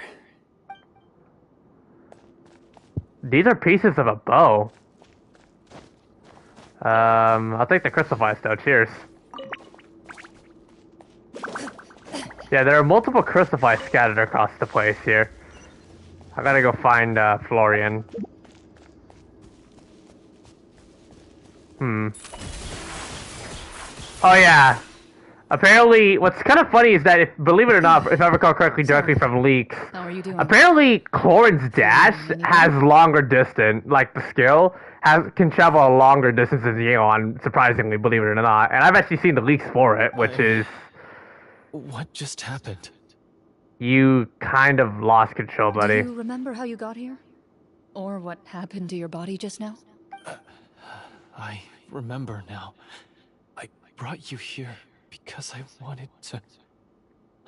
The explosives in the cave! You mean these? Huh? How did you... I could tell something was off the moment I stepped into this cave, so I kept an eye out. I've already dismantled the whole thing. Damn. So the strongest champion duelist in all of Fontaine saved the day once again. Guess I shouldn't be surprised. It would seem your skills as a Marachose hunter are as sharp as ever. I deserve some answers, don't you think? Tell me why you wanted to lure me here. Everything you said earlier sounded like the truth. Luckily, your monologue was dramatic enough to convince my friends you were just role-playing. I don't know. I just always felt like there was something in my heart that didn't belong to me. Something agitated and angry. Who knows? Maybe it was my own anger all along. I could never really tell. The feelings about my father and the other Marachose hunters are real. It just wasn't fair. I was angry, bitter that no one remembered them or praised their accomplishments. I don't know when it started, but at some point, my anger came to completely consume me. At that point, I remembered the legend my father used to tell me. The one about the treasure. But if the treasure was all you cared about, why plant all those explosives? Wouldn't they just destroy the treasure and bury you along with it? True. I can't remember. My head is a mess. It felt like there was this voice telling me to eliminate the hunters, but now it's gone. From your description, I suspect you were dealing with a Devorator. Devorator? Oh, your master... your father, I mean, never talked about it? It was a kind of monster that was active several centuries ago. Interesting. No, I've heard of it. I'm just not sure why you suddenly... Wait, it can't be. The seal! The seal? My family has served as Marachose hunters for many generations. But the title and swordsmanship weren't the only things passed down over our line. There was a seal as well. Hey, Percy. Clorinde got you acting. My father I mean, I'm already wrapping it. always I'm watch over that still seal doing a and story maintain quest, it and it's pretty regularly. cool. He said it had been passed down over a truly ancient age, and protecting it was our clan's most important duty. Oh yeah, Percy, how's Kiko enjoying But Clorinde? But yeah, hey, after he died. I finally decided to come down and check on it one day, and that's where my memories become fuzzy. The Devorator would be a formidable adversary for any mortal being. Am I supposed to completing the story quest? The hunters. This is very long. If you lacked the power to completely destroy it, this quest is apparently over 2 hours long. In light of this, some Marachose hunters chose to seal the Devorator away, in the hopes that a permanent solution would come with the passage of time. I heard it has the power to amplify the obsessions and desires in people's hearts, to the point where they overtake you entirely. It would seem I'm not just lacking in skill with a blade, but in mental fortitude as well. And yet, you were able to retrieve 3 of the 4 keys. If I remember correctly, each was entrusted to a respected and capable hunter. How did you manage it? One of them belonged to my father. The second I stole from a different hunter. That's me, or is it longer than the Archon? Yeah. I mentioned that. I'll wait until you stop talking. I snatched while the person was on the way home from the tavern. I nearly died in that alley. From checking the runtime on stream, it took me over at least an hour and a half to complete the Archon quest. This has been over 2 hours now. I know just how strong you are. It's as clear as day to everyone in Fontaine. I observed you from dusk to dawn, but could never find any opportunity to sneak up on you. I never even saw you drink a single glass of liquor. The only way I could think to obtain that last key was to lure you here using your hobby, and then... Oh, I get it now. That monster, it wanted to bury you here alongside the treasure. I won't comment on anything else, but the script was good. Well, I did pour my heart and soul into it. The stories my father used to tell me about the glory of the heroic Marachose hunters, and how they came to be forgotten. It's more than just a story. Huh?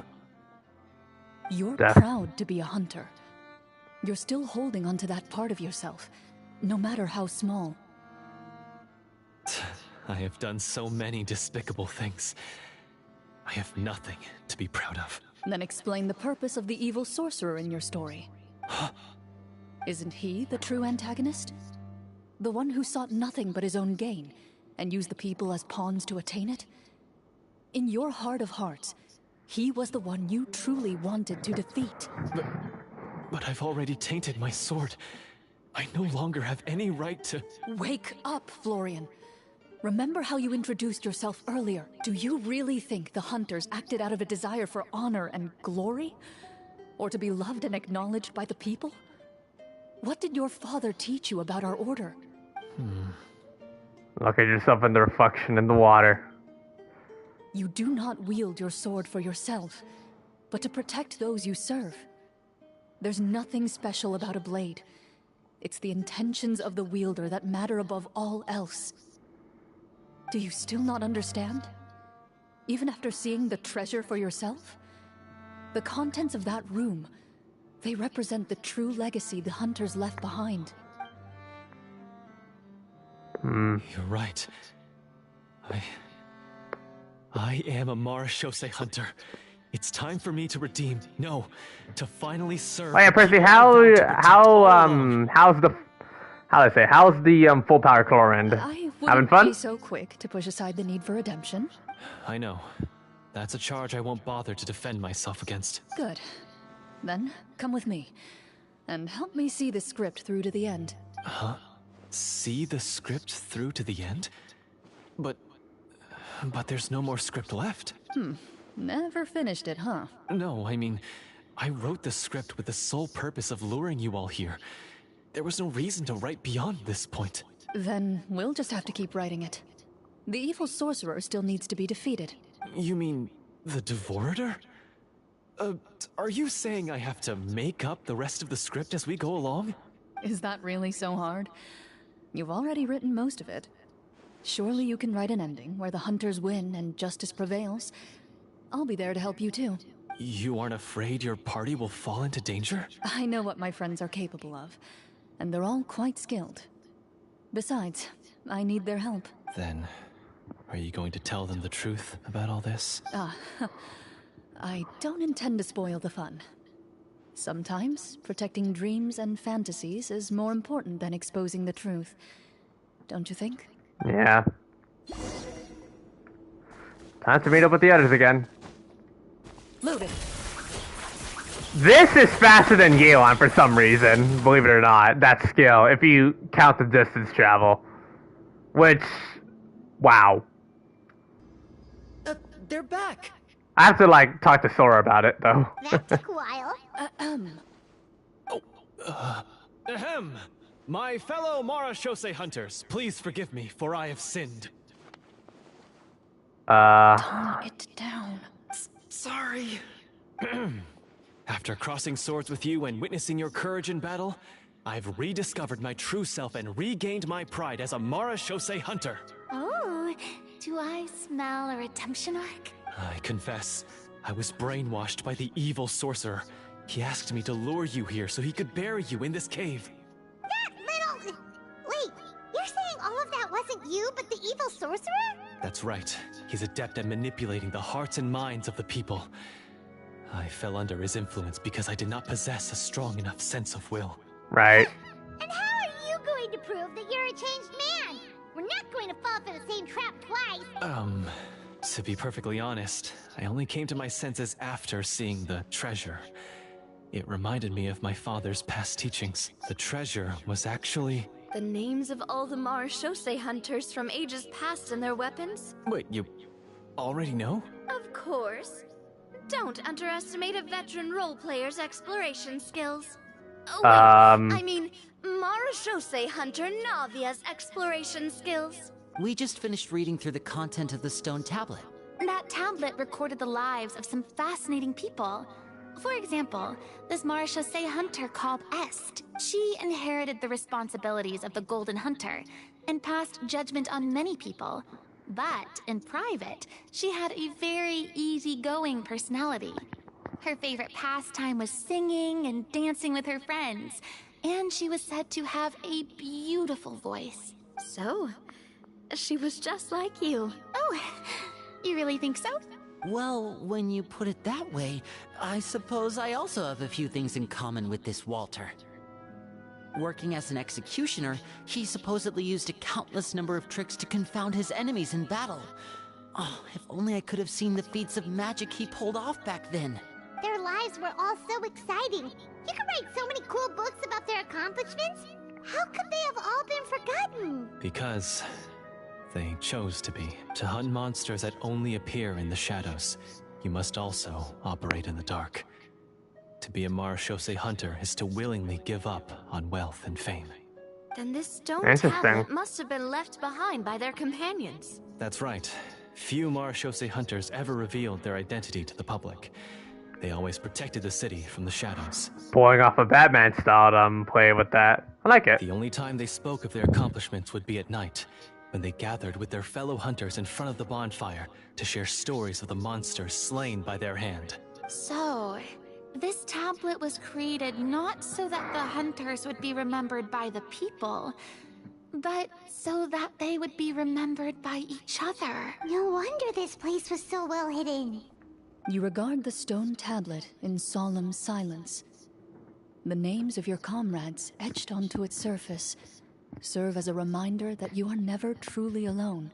The tablet proves that, although a hunter walks a shrouded path, it is not a solitary one.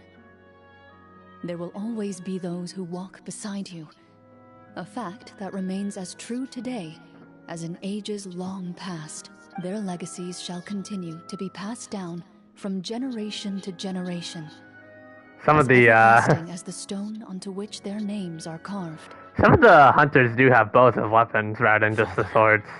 You once told me that I should seek out the treasure if I ever became lost. So this is what you wanted me to find.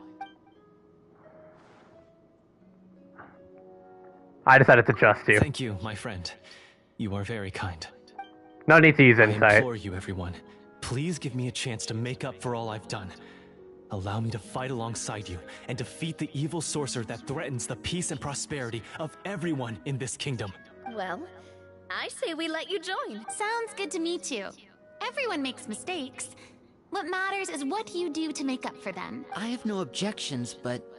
Mr. Florian, do you even know how to defeat the evil sorcerer? When he took over my mind, I gained some insight into his thoughts. Every time I thought of the treasure, he reacted with a strong sense of fear. Must be the fear from the Marachise hunters. Huh? He's afraid of the treasure? But there's nothing here except some broken weapons and the stone tablet. What if the secret's hidden inside these weapons? Yep. GM, permission to investigate. Trying to investigate. Perfect 20. At first glance, the weapons appear absolutely ordinary. But as you observe them, you notice a faint energy emanating from within. These blades have slain countless monsters. Though it's been a long time since they were used in battle, their edges remain sharp, as if they're simply waiting for the next worthy hunter to carry on their legacy. So basically, take these with us, right? I'll take this weapon, since it used to belong to Est. Maybe it'll find comfort in being held by someone who appreciates the arts. Ah, good idea. I'll take Mr. Walter's bow then. From one archer magician to another. Walter's bow. Paimon's gonna pick a cool weapon too! Okay. As you grip your weapons, you can almost feel the will of past hunters coursing through your being. Yeah, it does feel longer, yeah. Determination. A silent vow passed down from generation to generation that says, eradicate the monsters, no matter the cost.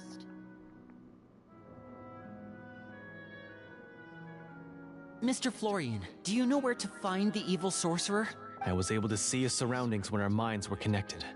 I believe he's currently hiding out at the church in the kingdom. We must be extremely careful. He's spent so long living among monsters that he's now taken the form of one. He will not be easily defeated. Interesting. Why don't we explore some more and try to find some higher level gear? We don't want to just fight him and lose, right? Oh, no, we have to strike now. He was greatly weakened when I managed to break out of his control. If we let him rest, he might have time to escape. I agree with Mr. Florian. We've got to act while we have the advantage. Don't forget, the people of the capital are counting on us. Yeah, now that we've got a plan, there's no point in waiting. The longer this drags on, the worse it will be for everybody. Yes, that's what's called... Take the initiative. Yes, that's exactly right. Alright, you've persuaded Paimon. Mr. Florian, please, lead the way. Of course. Follow me. He had to set up so many scenes today, and now he has to join in for this last part. I really don't envy his job. Finally, you decide to slay the evil sorcerer and bring peace back to the kingdom once and for all. As you walk away, you feel the gaze of the stone tablet at your back, as if all the hunters of the past are wishing you success in the battle ahead and awaiting your triumphant return. Buried honor. Vanquishing phantoms. Time for us to go to the church in the capital. Here we go.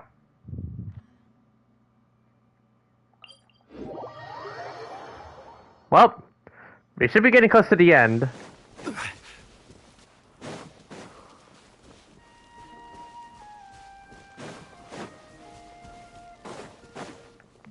Here we are. Finally, you arrive at the church Florian described. As you approach, an ominous aura surrounds you. You get the sense that your enemy is close at hand. I see a squirrel. How strange. This uneasy feeling seems so real. How did they manage that? Now, it is time for the final battle. Let's go.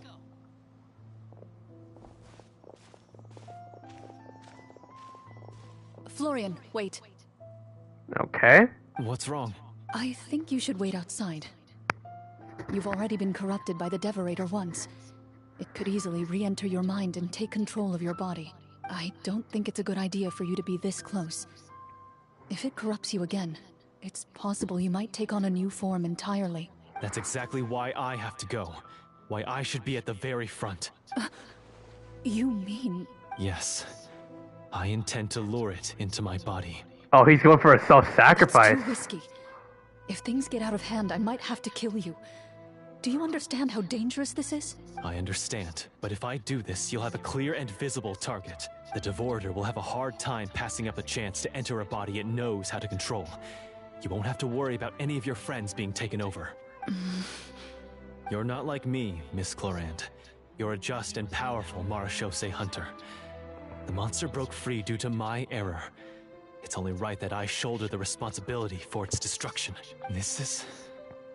something that I have to do. Consider it a duel to restore my honor. My only request is that you give it your all.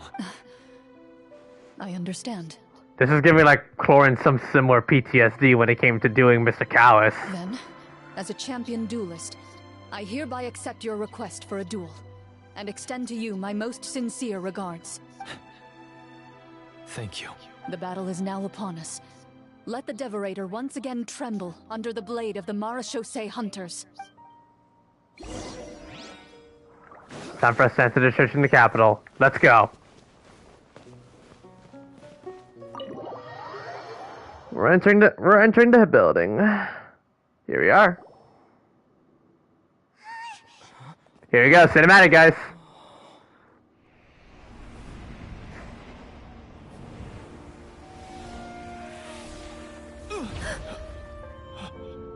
Here. Oh, and just like before, he became a golem. So lifelike. Here are the pets.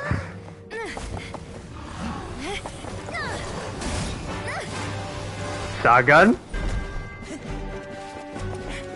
Here's us two.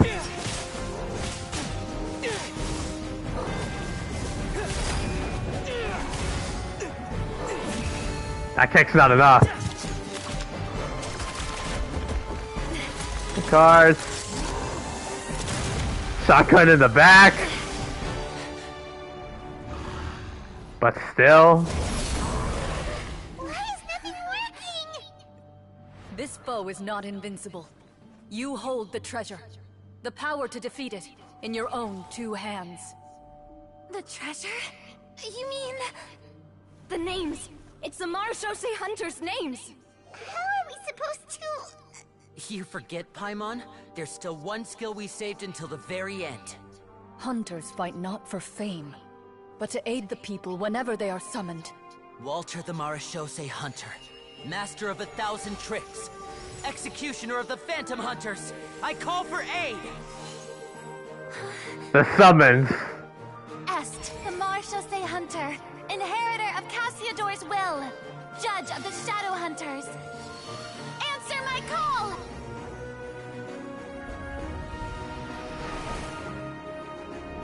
Petronia, protector of justice and order. The hunter I respect the most. Thank you for saving my friend, the best one I'll ever know.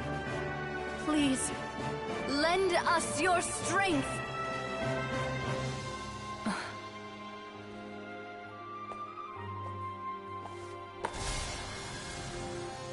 We have come to answer your summons. Now it's time to finish it off.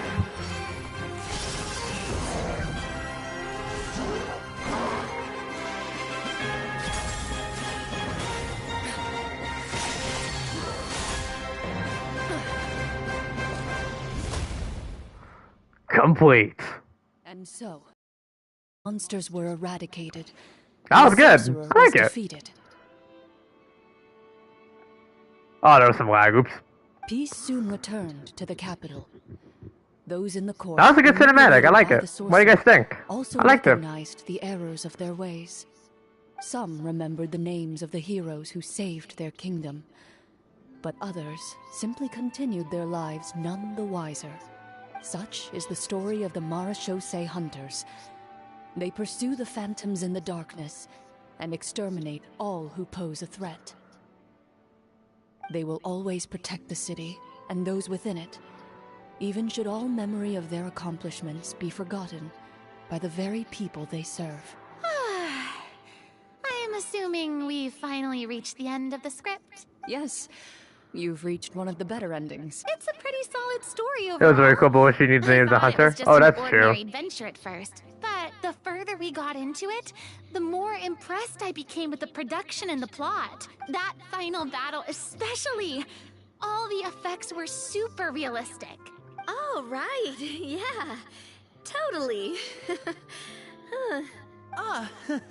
That's a really good point. I never expected the weapons we picked up from that vault would have that kind of effect. Yeah, mine nearly scared the daylights out of me when it started glowing. I took a good look at it after we got out, but I don't think it ever lit up again. Oh, we should probably give these props back, right? I'll just leave mine here. Did you have a good time? Of course. Let me know if another script like this comes around. Sure, no problem. Then I'll head back for now.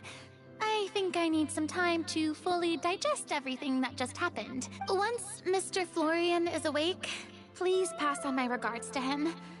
He must be extremely exhausted to have passed out cold like that.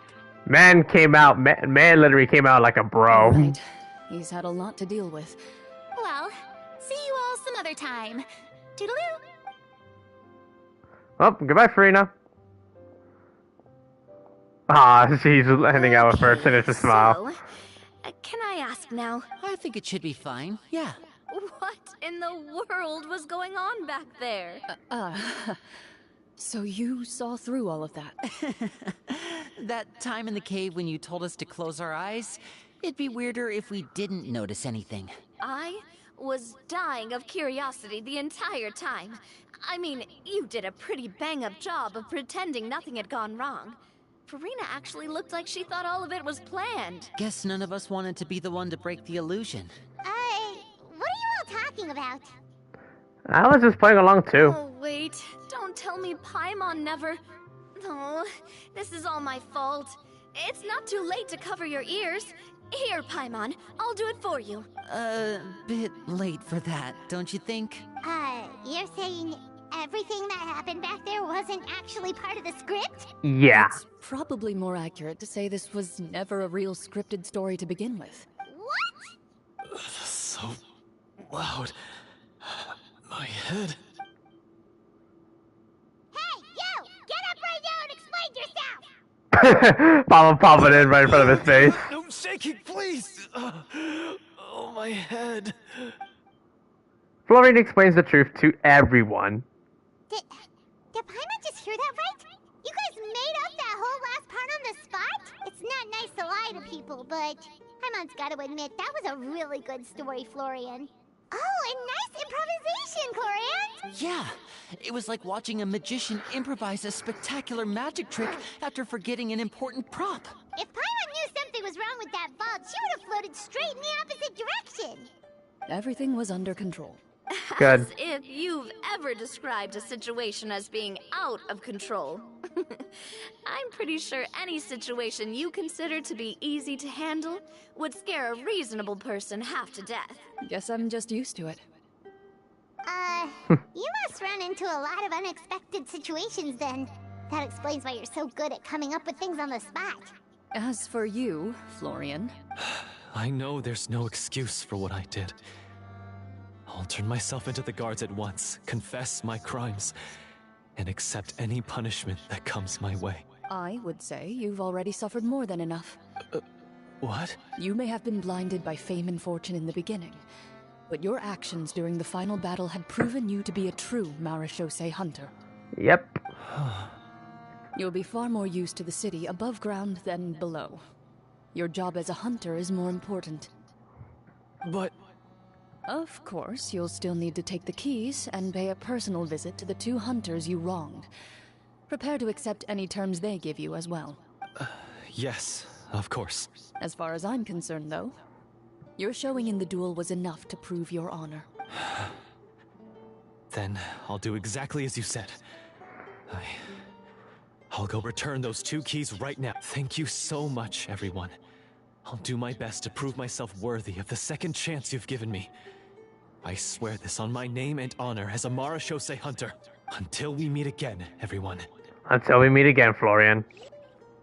You exit the basement shortly after Florian. Okay.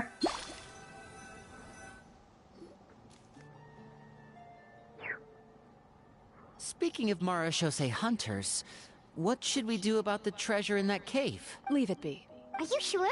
We could show it to people, make it so that the hunters are remembered. Don't you want that? I think it's best to honor the wishes that the hunters will be in the shadows, you know? Every name on that tablet made the same choice. I thought so All too, yeah. hunters know what the path entails.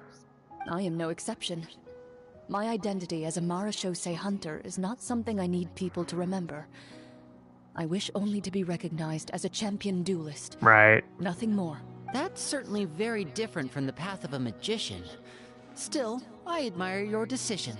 Wait! Paimon just remembered something. If there were no special effects involved, why did our weapons begin to glow during the battle?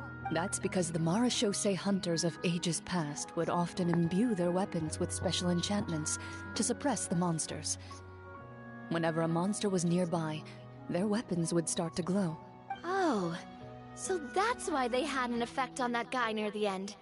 I really thought the summons were doing all the work. Well, I'm sure the summons were a part of it too. Oh? How so? This particular Devorator probably hailed from the same era as the hunters we saw in the room. The names you recited all belonged to the bravest hunters. Countless monsters fell to their blades. That's likely why the Devorator visibly reacted when you said them out loud. So the names held the power all along! Navia, everything you said during... Oh, right. Huh? Oh, I meant what I said. I mean, it was true to my character, so yeah. I'm glad you heard it. Just don't make me repeat myself. It's embarrassing. I really appreciated those words. All right. Don't get all sentimental on me. Anyway, let's not talk about that anymore. I'm going to go on ahead. Don't fall too far behind now. See you, Navia. She ran off! I should probably head back as well. This story was truly incredible. I might have to spend the whole night telling my siblings all about it. See you later. Goodbye. So I guess we're just left with Clorinde now. Traveler, should your name and deeds be forgotten, what do you think the significance of your journey will be? I suppose the significance would be the journey itself and the world we helped create. There's still value in the time I shared with everyone here, in the things we were able to accomplish, even if no one remembers them. A great answer. I'll remember it. What would your answer be, Clorinde? The Marachose hunter says nothing in response to that question. Perhaps her answer lies in her silence. An unspoken vow left to echo through the night. The path she walks needs no explanation. And that's it. Solid night. That was good. And yep, we are lapped. That was a really good quest, actually, and it was a good way to end out the final dialogues for the Travelers. Long lines. He gets to actually speak. That was great. Man, that was an incredible journey. And I've been streaming for over 4 hours straight. Honestly, 4 hours on this stream well spent, if I do say so myself, right, chat? Man, that was a lot of fun. I have an idea. There. Alright guys, well, I guess everyone, today, I guess this is definitely where I'm going to go ahead and end up today's live stream. So yeah, to everyone, thank you guys all so much for watching today's live stream. If you guys do enjoy the channel and enjoy what you see, feel free to leave a like and subscribe to the channel. That will be greatly appreciated. We're on the road to 900 subscribers, and I appreciate every single one of you guys sticking around to these scenes and videos. It definitely means a lot. We're literally 6 subs away, so hopefully we'll get there real soon. Coming up next, on Friday, should be the Honkai Star Rail version 2.3. special program, which I considered about actually, yeah, I'll do a watch party on that, so make sure you guys stay tuned for that. And I do hope you guys enjoyed the rest of your morning, afternoon, evening, regardless of what time period you're watching this, and I hope you guys enjoyed the rest of your day.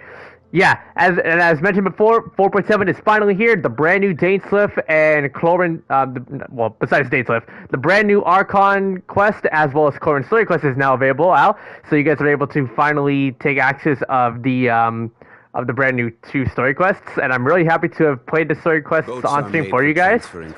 So yeah, once again, everyone, set to stay a while. So it is where many things come to settle. Oh yeah, by the way, Penny, I don't know if you're still watching on stream. One of my main benefactors for this account is this. Yep. Pretty self-explanatory. Alright, once again, everyone, thank you guys all so much for watching, and I will see you all next time, everybody. Peace out, and take care.